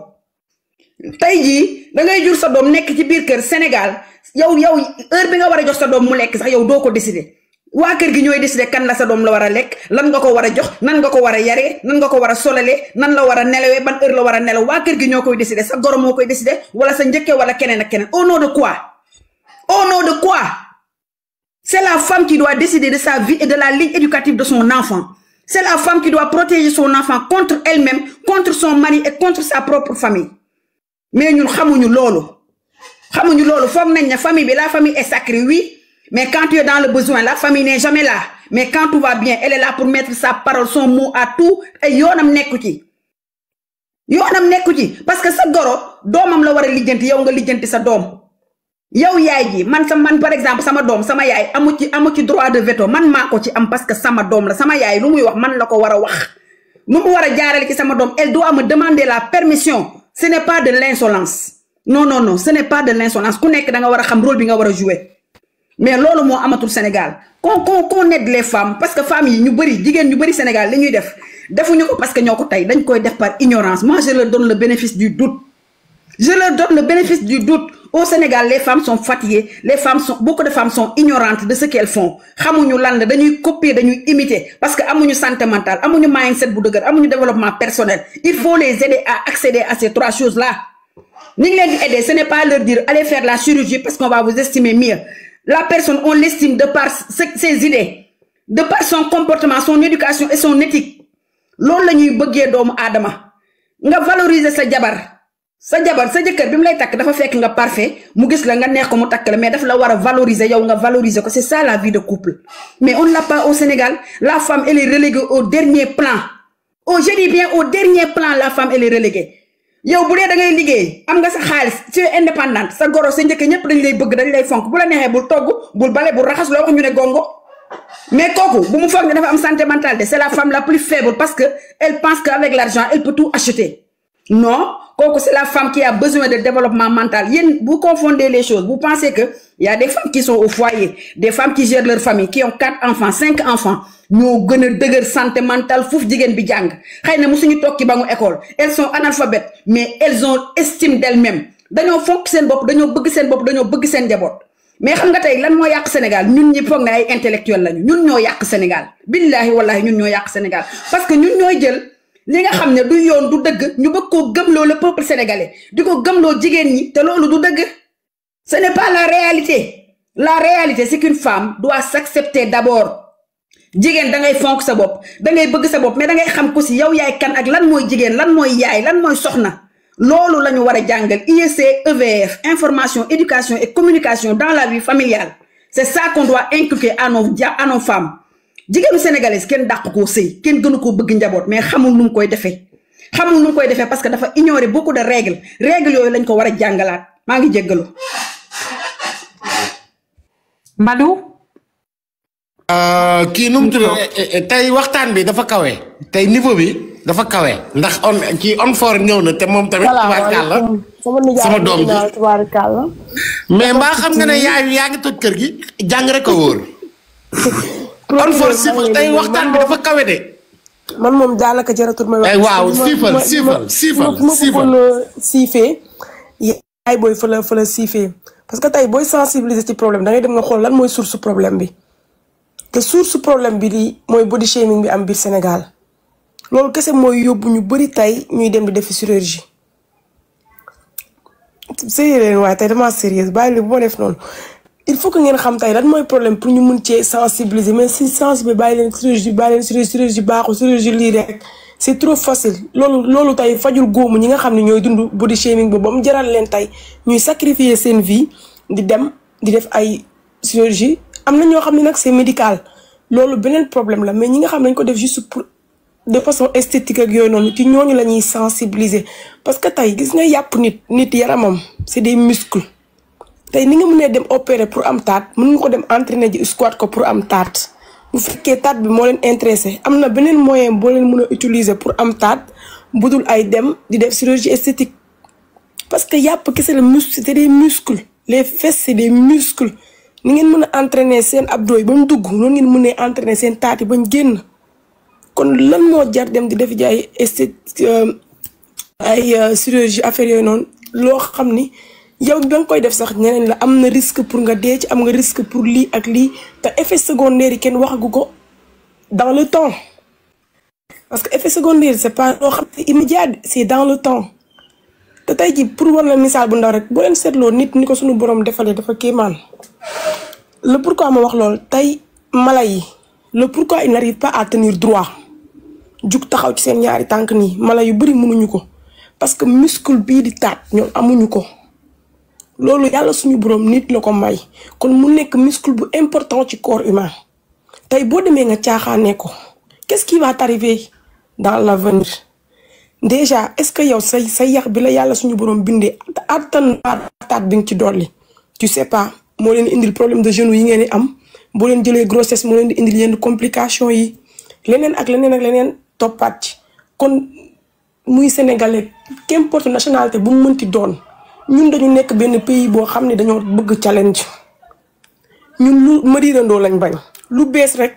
ñu topp ci arrêté leen informé wu leen ci li ngeen di dugg bu baax boo leen demee ci dëkk déggoo leen langue ba xool leen bu baax internet léegi boo ci duggee loo bëgg a xam ko mais man mënuma nekk médecin bëgg laa faj au lieu ma làkk la ci làkk bi nga dégg français Sénégal ñëpp dégg nañ ko ma lay làkk ci turc kon yaa anguille sous roche sénégalais yi soyez encore beaucoup plus vigilants ci seen choix de vie te ngeen bàyyi xastaate Sénégal dañoo bëgg xas gor bàyyi leen xastaate bàyyi leen di juger nit ci physique am ku doon bind sa bopp wala ku doon may sa bopp yaay gën ci àddina kon nañu arrêté loolu te ñu jéem a changer suñuy mentalité am benn mindset bi c'est vrai dafa metti parce que man dama ko dund man dama dund body shaming mais ça m'a pas poussé ma dem def ji chirurgie wala loolu noonu parce que ma voir rek tout le temps dañ may wax sa baatu góor bi sa muscle yi sa lii sa laa sa lële ça me fait très mal te parce que man jigéen laa et tout mais sportif nga on fort c'est normal sportif nga. bilaay poussé wu ma. sport ngay def basket ngay def rugby ngay def. loolu tey. waaw loolu tey daf maa gën a fort parce que ci sama domaine ci sama domaine yàqalu ma ci dara terew ma doon jigéen lépp lu ma war a def terew mais Sénégal dañ lay topp ba ci miiru wis bi am na ñoo xam ne man peut-être force bi ma am ñeneen ñi amuñu ko kon Sénégal xasteel la ñu war a ba dañ ko war a dindi ñun ci suñu vocabulaire bàyyi xaste dañu mën a xas nit ci physique am pour bañ a monopoliser parole bi bàyyi leen ngeen wax c'était juste pour souligner loolu parce que depuis ce matin nijaay maa ngi lay déglu ba nga taalee ba léegi maa ngi ci suuf. yow sama jarbaat nga yow mun naa la bëgg a sama bopp yow defal lu la neex. gis nga Malo xam nga yow am nga benn force. la Régina mu ngi ñëw sa kaw noonu. tey am nga benn force boo xamante ni tey voilà loolu yëpp bu ñëwee yow mën nga ko doko même si ça fait mal du tax yow ngay jël yenn risques yi des trucs comme ça tout pour cela tout le temps je dis que. ñëpp yamuñu même force mentale bu ñuy am voilà résilience kenn yamulewu ko tey mën nga ma wax dara mu saf ma nga wax ko keneen mu saf ko donc lu may waxaat rek l'acceptation de soi moi je suis pas pour la chirurgie wala di dugal sa corps étrangère leneen ak leneen parce que man amul lenn loo xamante ni dugalaat naa ko sama corps moi je suis contre la chirurgie mais ku nekk na nga accepter sa bopp ku def 90 kilos na accepter boppam la mooy l'acceptation de soi peut-être mën na ko bañ a gêner man mi ko wax yow da nga pata wala da nga def nii wala da nga def nii ka def 50 kilos mën na accepter boppam parce que elle se sent bien dans sa peau mais ki nga xamante ni moom elle se sent pas bien dans sa peau affaire bi mën na nekk complexe ci moom amul yenn résilience yi ba pare bu kiiwee peut-être affaire yi mën na ko kiiwal lu bari ba du mën a peut-être génn wala du mën a def leneen ak leneen elle s'accepte pas comme elle est et loolu di suñu jigéen kese même góor si boppam sax des fois du accepter moom nu mu mel parce que chirurgie bi du góor du jigéen ñi kese ñoo koy def góor yi dañ ngi def seeni chirurgie aussi qu'on se dise la vérité donc ki nga xamante ni accepté wul boppam te nee na moom lii mënu ci continuer te nit ñi ñu ngi koy moquer des trucs comme ça dem na affaire bi nekk benn fardeau ci moom ba nga xamante ni nekk na benn kii boo xamante ni ci vie wa mënatul génn mënatul kooku mënoo ko wax lenn loo xamante ni mën na accepter boppam parce que man je vais pas me dire que man Nefertiti nii laa mel nii laay def que tout le monde va faire ça loolu mënul nekk parce que ñun jigéen ñi amul kenn la plupart accepté wuñu suñu bopp la plupart des femmes kenn accepté wu boppam kii ma ngay xeesal kii ma ngay defle kii ma ngay mèche même les mèches qu'on fait c'est pas naturel du tout qu'on se dise la vérité après ka bëgg a def la muy def moom ba bu jëlee décision pour def ko moi je le dis et je le répète boo jëlee décision ba nga xamante ne yow accepté woo sa bopp yow da nga ba yow complexe boo xamante affaire bi jaral na la xaru parce que ñu bëri ñu ngi fii xaru ñu bari ñi ngi xaru ci ay body shaming ñi ñuy def et tout voilà dalay leen ñi bu ñu amoon moyens yi. waaw sama intellectuel bi dafa dem. est-ce que tëbul. ay sama intellectuel bi ñëwaatal. fi mu ne nii xale yi fi mu ne nii waxtaan bi dafa kawe de. jël ko defe naa mi ngi ci demande yi. mu ngi ci demande yi mais jël ko attends. man ma jël la defoo mu mode pour may jël di. non kii xaaral. lan la bindoon ci. ok ñëw na c'est bon. c'est bon. très bien merci beaucoup encore ñëpp la defoon modo de ñëpp la buddi man xaw ma lu ko dal. Xajaana dafal nank rek ku sama waaw fi mu ne nii nu mu tuddati Nefertiti continuer sifal. fi nga nekkoon nga xamante ni accepté wul boppam amul confiance ci boppam que moom lu ndaw luñ ko wax ci kooram wala la nga xamante ni dafa nekk ca yaramam déranger na ko ba nga xamante ni moom amul vie te mu am les moyens moi je dis que buy dem bay def chirurgie bu ko neexee def chirurgie yaramam la mais buy dem bay def chirurgie na xool bu baax fu muy dem parce que man Nefertiti bu ma accepté wul woon sama bopp bay dem bay def chirurgie fa may dugal sama xaalis dinaa xam fu baax fa ma koy dugal fii nag moom xoolal nga feebar di faju sax am na risque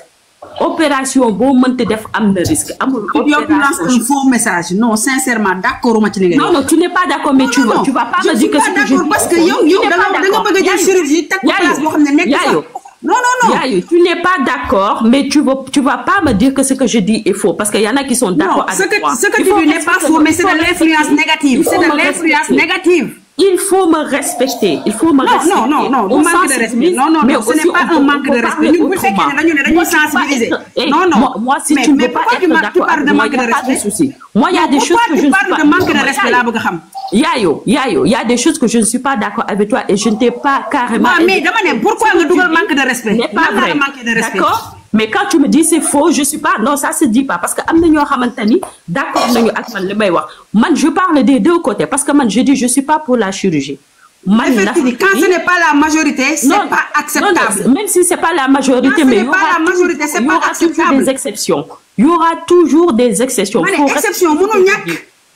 mais voilà, pour cela que tu n'es pas d'accord avec moi. Tu n'es pas d'accord avec moi, mais tu me dis pas que c'est faux ce que tu dis. Tu dois pas dire cela. Donc, il y en a qui sont d'accord avec moi. Moi, je parle pour les deux. Je ne veux pas dire que le chirurgien n'est pas bien ou bien le chirurgien n'est pas bon. Ça, je ne vais pas le dire. Mais il y en a qui ne s'acceptent pas que nous, c'est une vie. Il y a peut-être beaucoup de folie, peut-être d'une envie.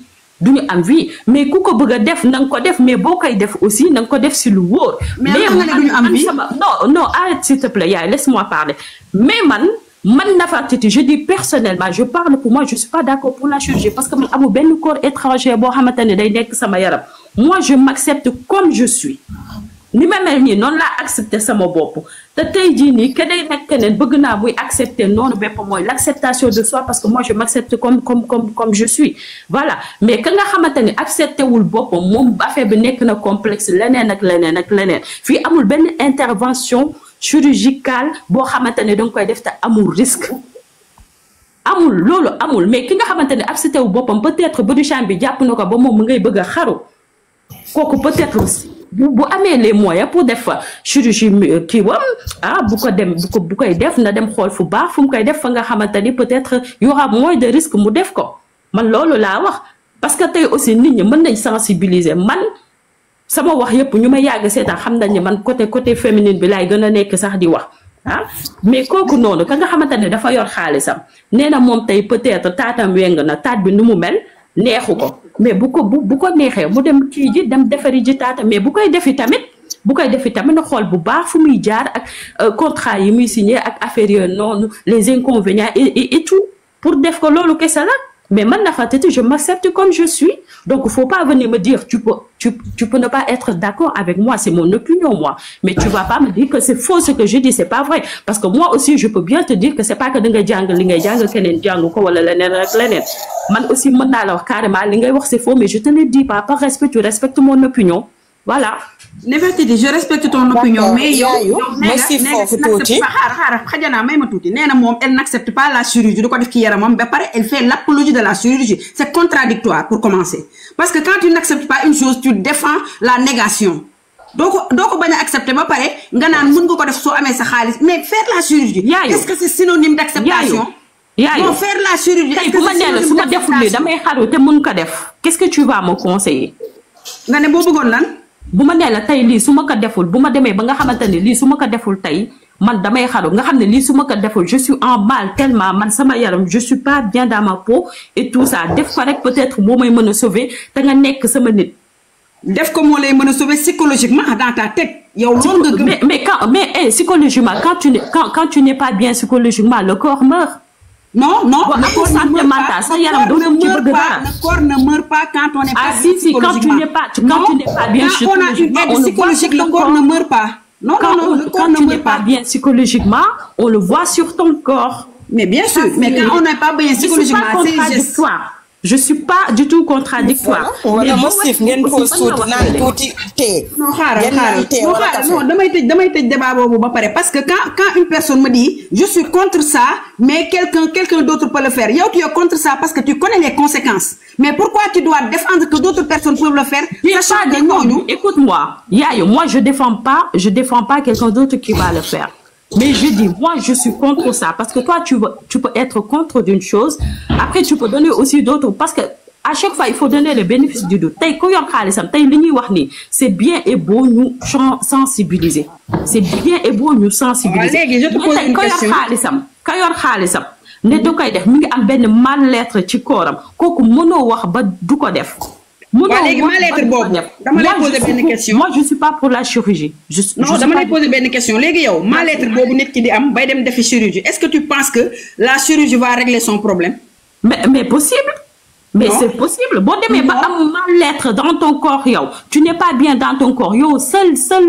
qui bi nga xalaat moy chirurgie. Mais peut-être bu defee chirurgie, xeyna koku elle va se sentir ou il va se sentir mieux. Je te donne un exemple bu palaise bu ngeen ma may ma wax tuuti après ngeen tëj tuuti ngeen on clôt ce débat là on clôt ce chapitre là après nga wax dama koy jox benn exemple bu tuuti rek tey ji am na koo xam ne Sénégal dem na defi chirurgie wane ko avant après def yëpp léegi mu ñëwaat formam génn mu wane ko mais elle est persécutée ba léegi elle est plus persécutée qu'avant est-ce que kooku yow tu penses que psychologiquement elle se sent bien? Non, elle ne se sent pas bien parce qu'elle est persécutée. Nit ñi defaat body shaming bu gën a metti bi ñu doon def au début ñu ngi koy def ci kawam gis nga quand on a une santé mentale qui n'est pas solide quand on n'a pas un mindset même la chirurgie ne peut rien faire parce que sa mindset moo dëgërul ça ne change absolument rien parce que yow faiblesse d'esprit moo tax nga dem def ko parce que tu penses que les gens vont t'accepter parce que tu l'as fait mais tu n'as rien changé. Tu l'as fait, mais parce que y a une parce que tu te poses la question, on m'accepte, on ne va pas m'accepter. Et là, tu as encore un problème plus grave que le problème que tu avais avant. Lolo moi problème bi parce que la chirurgie, nous donnons que ça résout tous les problèmes, mais c'est faux. Ça ne résout pas les problèmes parce que yow da ngay gëna encourager wat ci yow sa manque d'estime de toi. Parce que lolo nga dem defi, est-ce que ça va convaincre tout le monde? Yow def bobu nga ko def, est-ce que yow ça te va? Non, ça ne te va pas parce que amulo mindset te do ko mësa am parce que da nga def chirurgie. Quand on n'a pas un mindset solide, c'est l'être, sa psychologie, sa physique, sa mental, lepp mom mo nek en mauvaise posture. et loolu nga dem defi psychologie nga dem defi chirurgie réglé wu ko non yow tu caches la tête dans le sable mais boo yëkkatee say bët nga génne sa bopp ci suuf si tu revois la même situation ça ne règle pas le problème. Non mais écoute Yayo,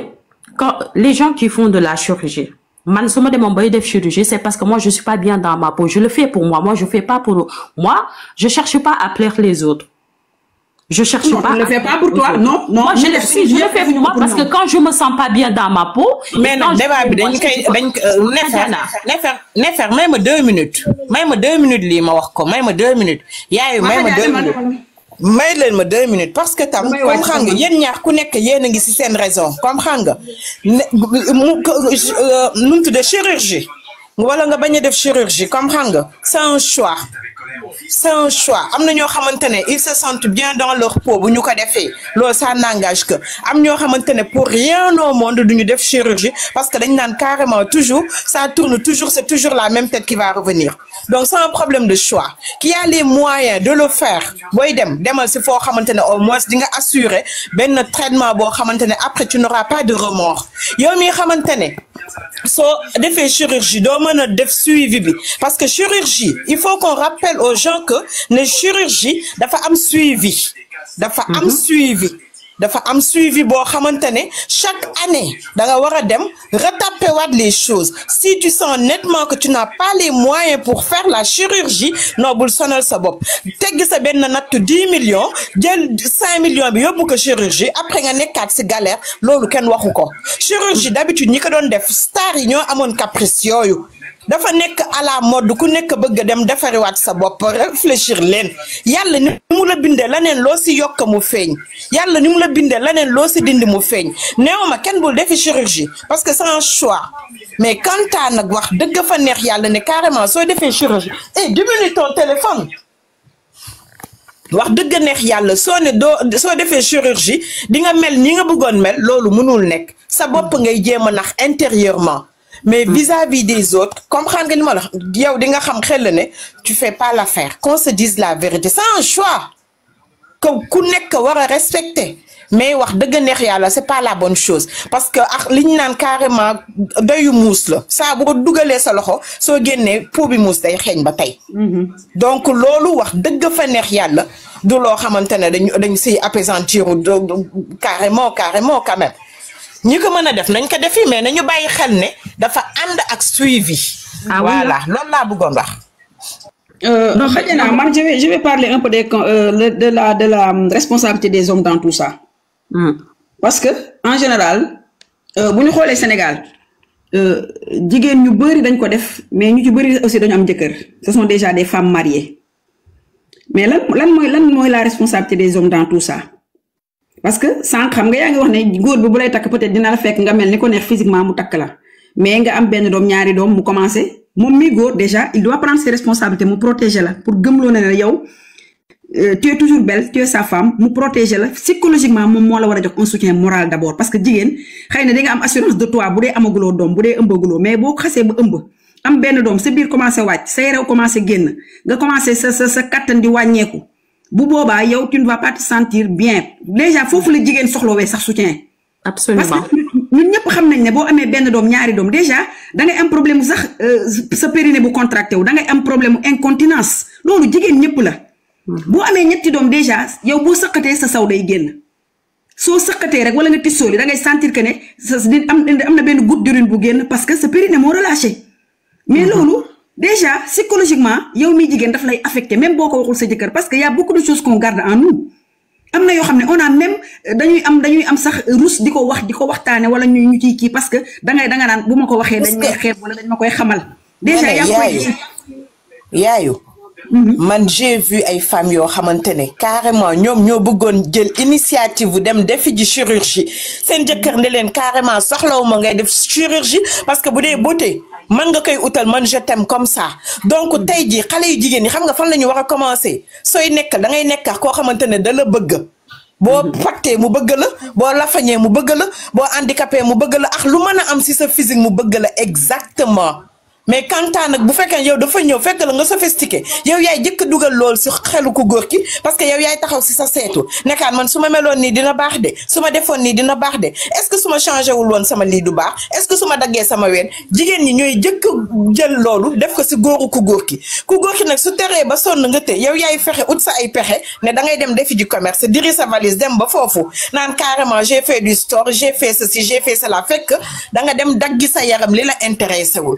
xale jigéen yi nañu jël seen bopp ba pare parce que góor lu mu la gisee noonu la lay ëwale yow boo bëggee sa bopp ba pare ku góor ki da lay rejoindre si amour bi nga am si sa corps humain mais bu fekkente ne yow personnellement yaay taxaw critiquer sa bopp ba pare moom aussi day gis négativité yi ngay gis négativité yi ngay gis moom moo koy gis amul benn góor buy tëbatam ne la carrément demal defi chirurgie amul góor ñi au moins lu ñu sikk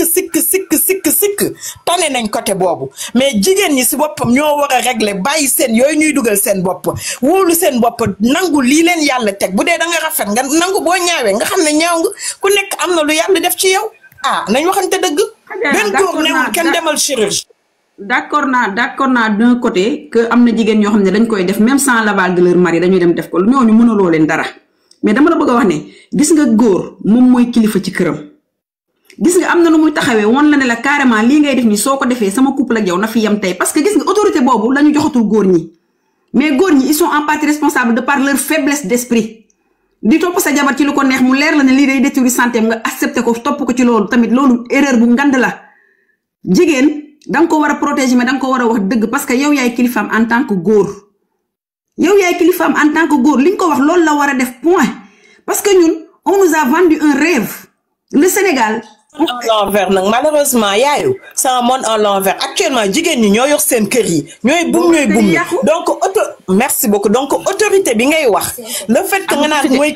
kilifa amatul xale yu jigéen ñi ñoom ñooy liggéey jox ko góor ki xale yu jigéen ñi ñooy takk góor ñi et ça va aux deux sens donc finalement autorité bi xamante ne ku góor ki da daan am kàddu ci këram amatu ko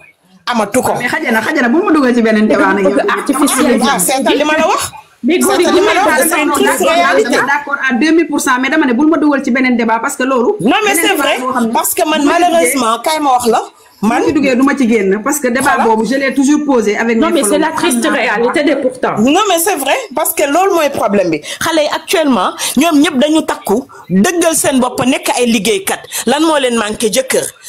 bu la manqué donc yow ki nga takk. kooku yow yaa koy diriger ana kilifa dans toute l'histoire bu leen arrangé ñu jël ko jox ko kilifteef bi bu leen arrangé jigéen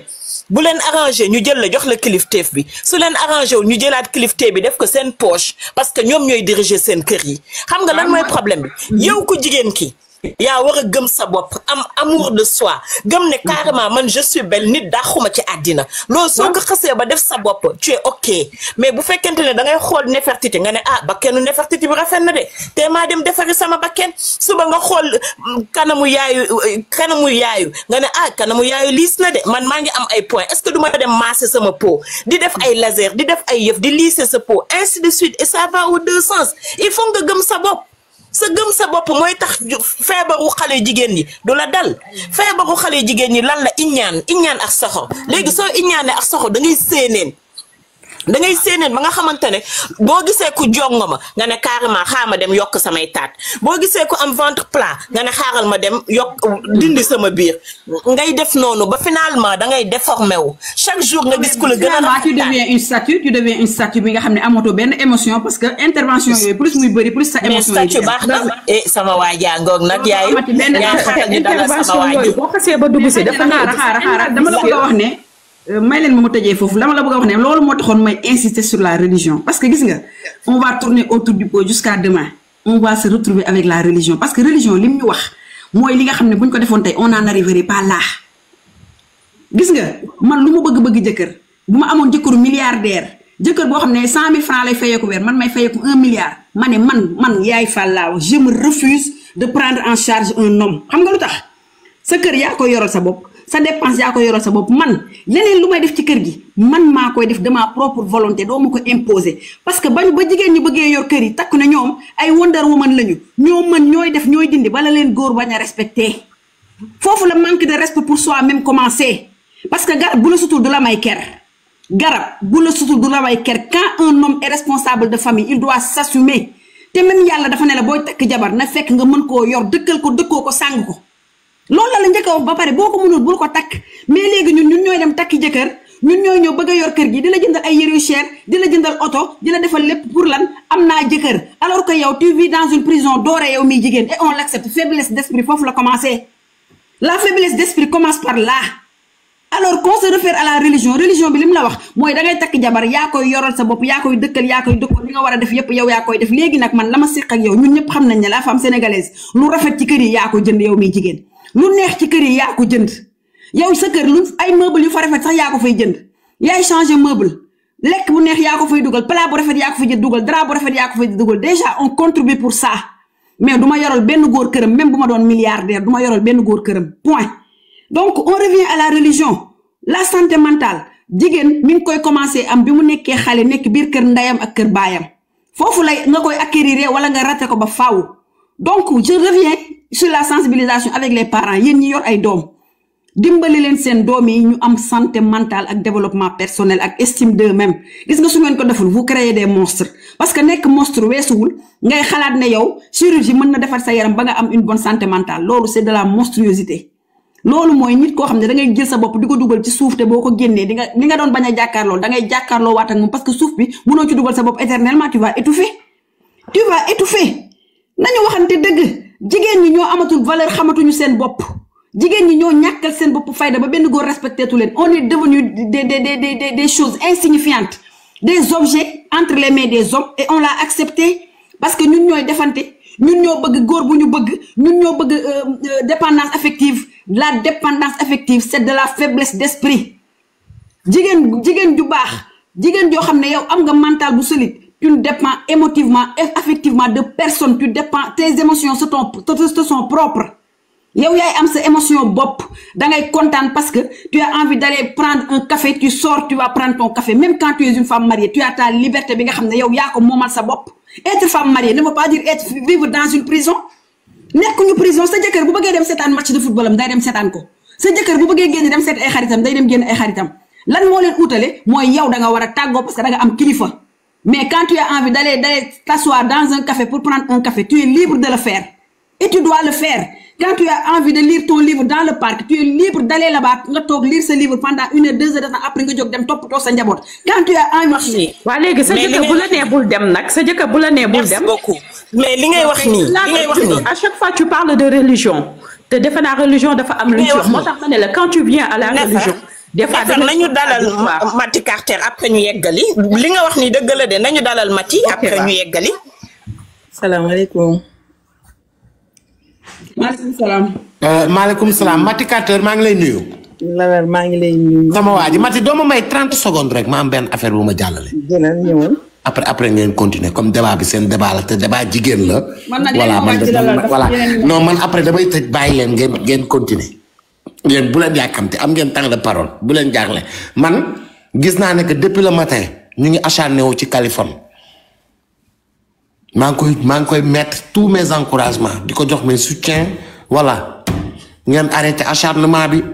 defu leen waxu leen yéen a ngi koy saaga yéen a ngi koy taf ci panel yi di wax di n'importe quoi. bàyyi leen Kali ci jàmm ak salaam dafa am problème ak jabaram na fa tëti bu ma dagg may ma rek après ma bàyyi leen ngeen continuer quoi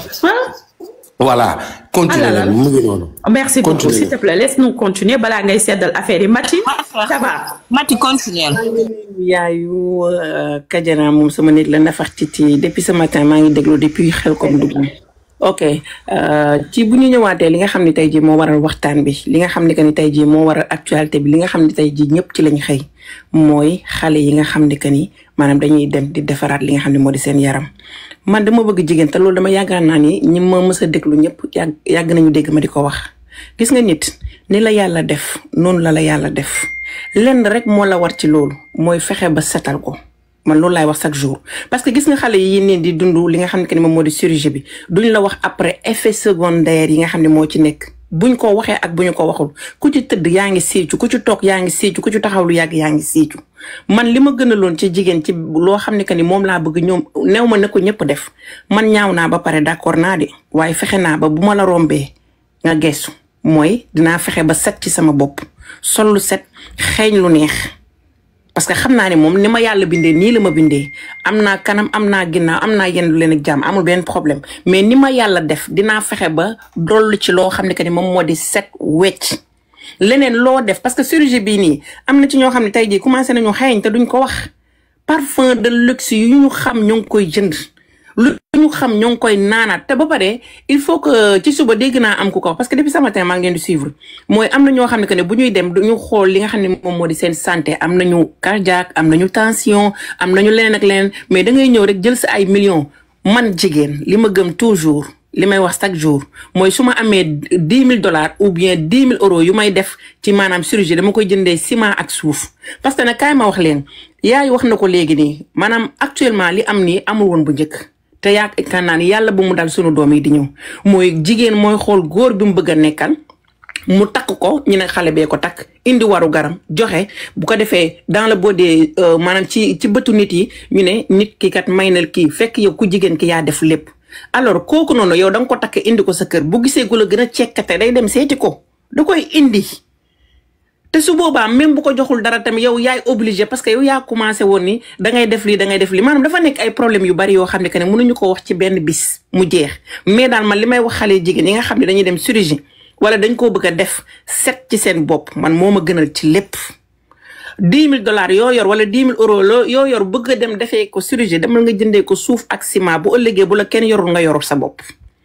xaalis boo yor bëgg koo defee bu la yàlla dénkee kër demal uti marchandise nga liggéey kër du doy marchandise du doy boo amee say kër boo dëkkal sa ndey dëkkal sa baay jëlal yi ci des nga luye boo amee xaalis loo bëgg am ko mais man chirurgie yi musuma ci d'accord te duma ci d'accord à jamais loolu nag laa amoon ci lu ma wax ngeen baal ma bu baax a baax kontaan naa kajanaa yow sama nit je peux répondre à la question avant may wàcc waaw parce que Nefertiti ji nee na bu fekkee sa jëkkër yow sax tamit Khadija wax nga ko nee nga bu dee sa jëkkër bàyyiwu la loolu ngeen wax non taxawal ne fa xaaral non ku góor ki amatul autorité du moment que ne yow yaa ko takk xam nga fan la ñuy indi seen kilifteef su fekkente ne arrangé na leen comprendre nga li ma la kilifteefu góor moom su ko arrangé ok mais bu fekkente ne yow yaay buum mi non waxam nag du bari wax dëgg fa neex yàlla waxam du bari de développé. waaw Nefertiti ji xaaral moom tamit mu kii xam nga yow dafa am loo wax ci religion nga ne affaire yëpp il faut que ñu basé wu ci religion n'est-ce pas c'est ça que tu as dit après nga ne même boo marié war nga mën a am sa liberté boo bëggee dem naani sa café dem jël sa bouquin dem jardin lire loolu yëpp war nga ko mën a def ma ne la loolu noonu boo ko defee te sa jëkkër àndu si léegi yow foo koy teg ci religion wala ci côté voilà sa liberté bopp la wala si lan waaw kay léegi nag dama lay ñëw wax sa diine yow lan la wax yow miy jigéen ci sa biir mariage yow mi sa diine lim la sant mooy nga déggal sa borom kër ci loo xam ne diine nangu na ko yow diine bi daf ko may moom épanouissement wam may la yow si épanouissement ba diine dafa dem ba ne la yow miy góor nekk sa soxna ci biir kër gi boo amee ay par exemple nga nekk ak moom moment bi nga xam ne tu veux te retrouver tu as le droit de te retirer dans un endroit de la maison nga retiré wu fa yow pour retrouver sa santé mentale te ni mu la ko santee yow miy góor noonu la ko santee ku jigéen ki donc ku jigéen kooku xam nga ku góor ki mën na la tere loo xam ne loolu day nuire à la famille bu la ko teree da nga ko war a bàyyi parce que loolu yow bu amee lu yàqu du yàqoo ci yow miy jigéen mais dafay law ci biir njaboot gi maanaam loo xam ne da nga koy def mais conséquences yi dafay ñëw dal ci njaboot gi yépp mais yow pour nga def sa loo xam ne yow sa épanouissement personnel la te lorul njaboot gi lorul kenn nga ne ma bu la ko sa jëkkër tere sa jëkkër bu la teree loo xam ne yow daf lay leer ne lim lay tere moom tegu ko fenn fudul ci nafsu bakkanam am nga droit ne ko déedéet dama koy def lim lay tere bu dee moom ci nafsu bakkanam kese la ko teg am nga droit ne ko duma ko def te diine daf la ko permettre may la ko parce que diine joxu la jabar ji ne la kii sa jaam la yaa ko moom lépp loo ko daf koo war a def déedéet daf ko teg ci yoon ay charte la tegal te ñun li ma leen waxoon sànq rek xam nga ñun tey ji bu ñu demee ci sëriñ bi bëgg mu ñaanal ñu pour waa sëriñ man dañuy fen sax nag ñun jigéen dañuy sax dem ci sëriñ di fen pour mu ñaanal ñu loo xam ne dañuy fen wax ko loo xam ne du dëgg sama jëkkër dafay doxaan ba mu amagul dara laa ànd ak moom nekk ak moom tarbiyu ko toog fa jooy ba sëriñ boobu yërëm la defal la liggéey bu bon loolu mooy attitude jigéen boo xam ne dangay manipuler mais gis nga ñun yërmande googu ñuy dem di ko wuti ci keneen di ko ñaan di wax ak moom communiquer ak moom entrer en symbiose ak sëriñ bi pour bëgg mu defal ñu lu ñu bëgg est-ce qu'il n'est pas temps yërmande boobu ak soumission boobu ñu def ko suñu biir kër yi pour mën a am lu ñu bëgg ci suñu góor ñi mais loolu dama koy wax couple bu normal nag waxuma couple boo xam ne dañoo takk jëkkër loolu couple bu normal moo ko moom man sama jëkkër lu ma mënul am ci moom daf ma neex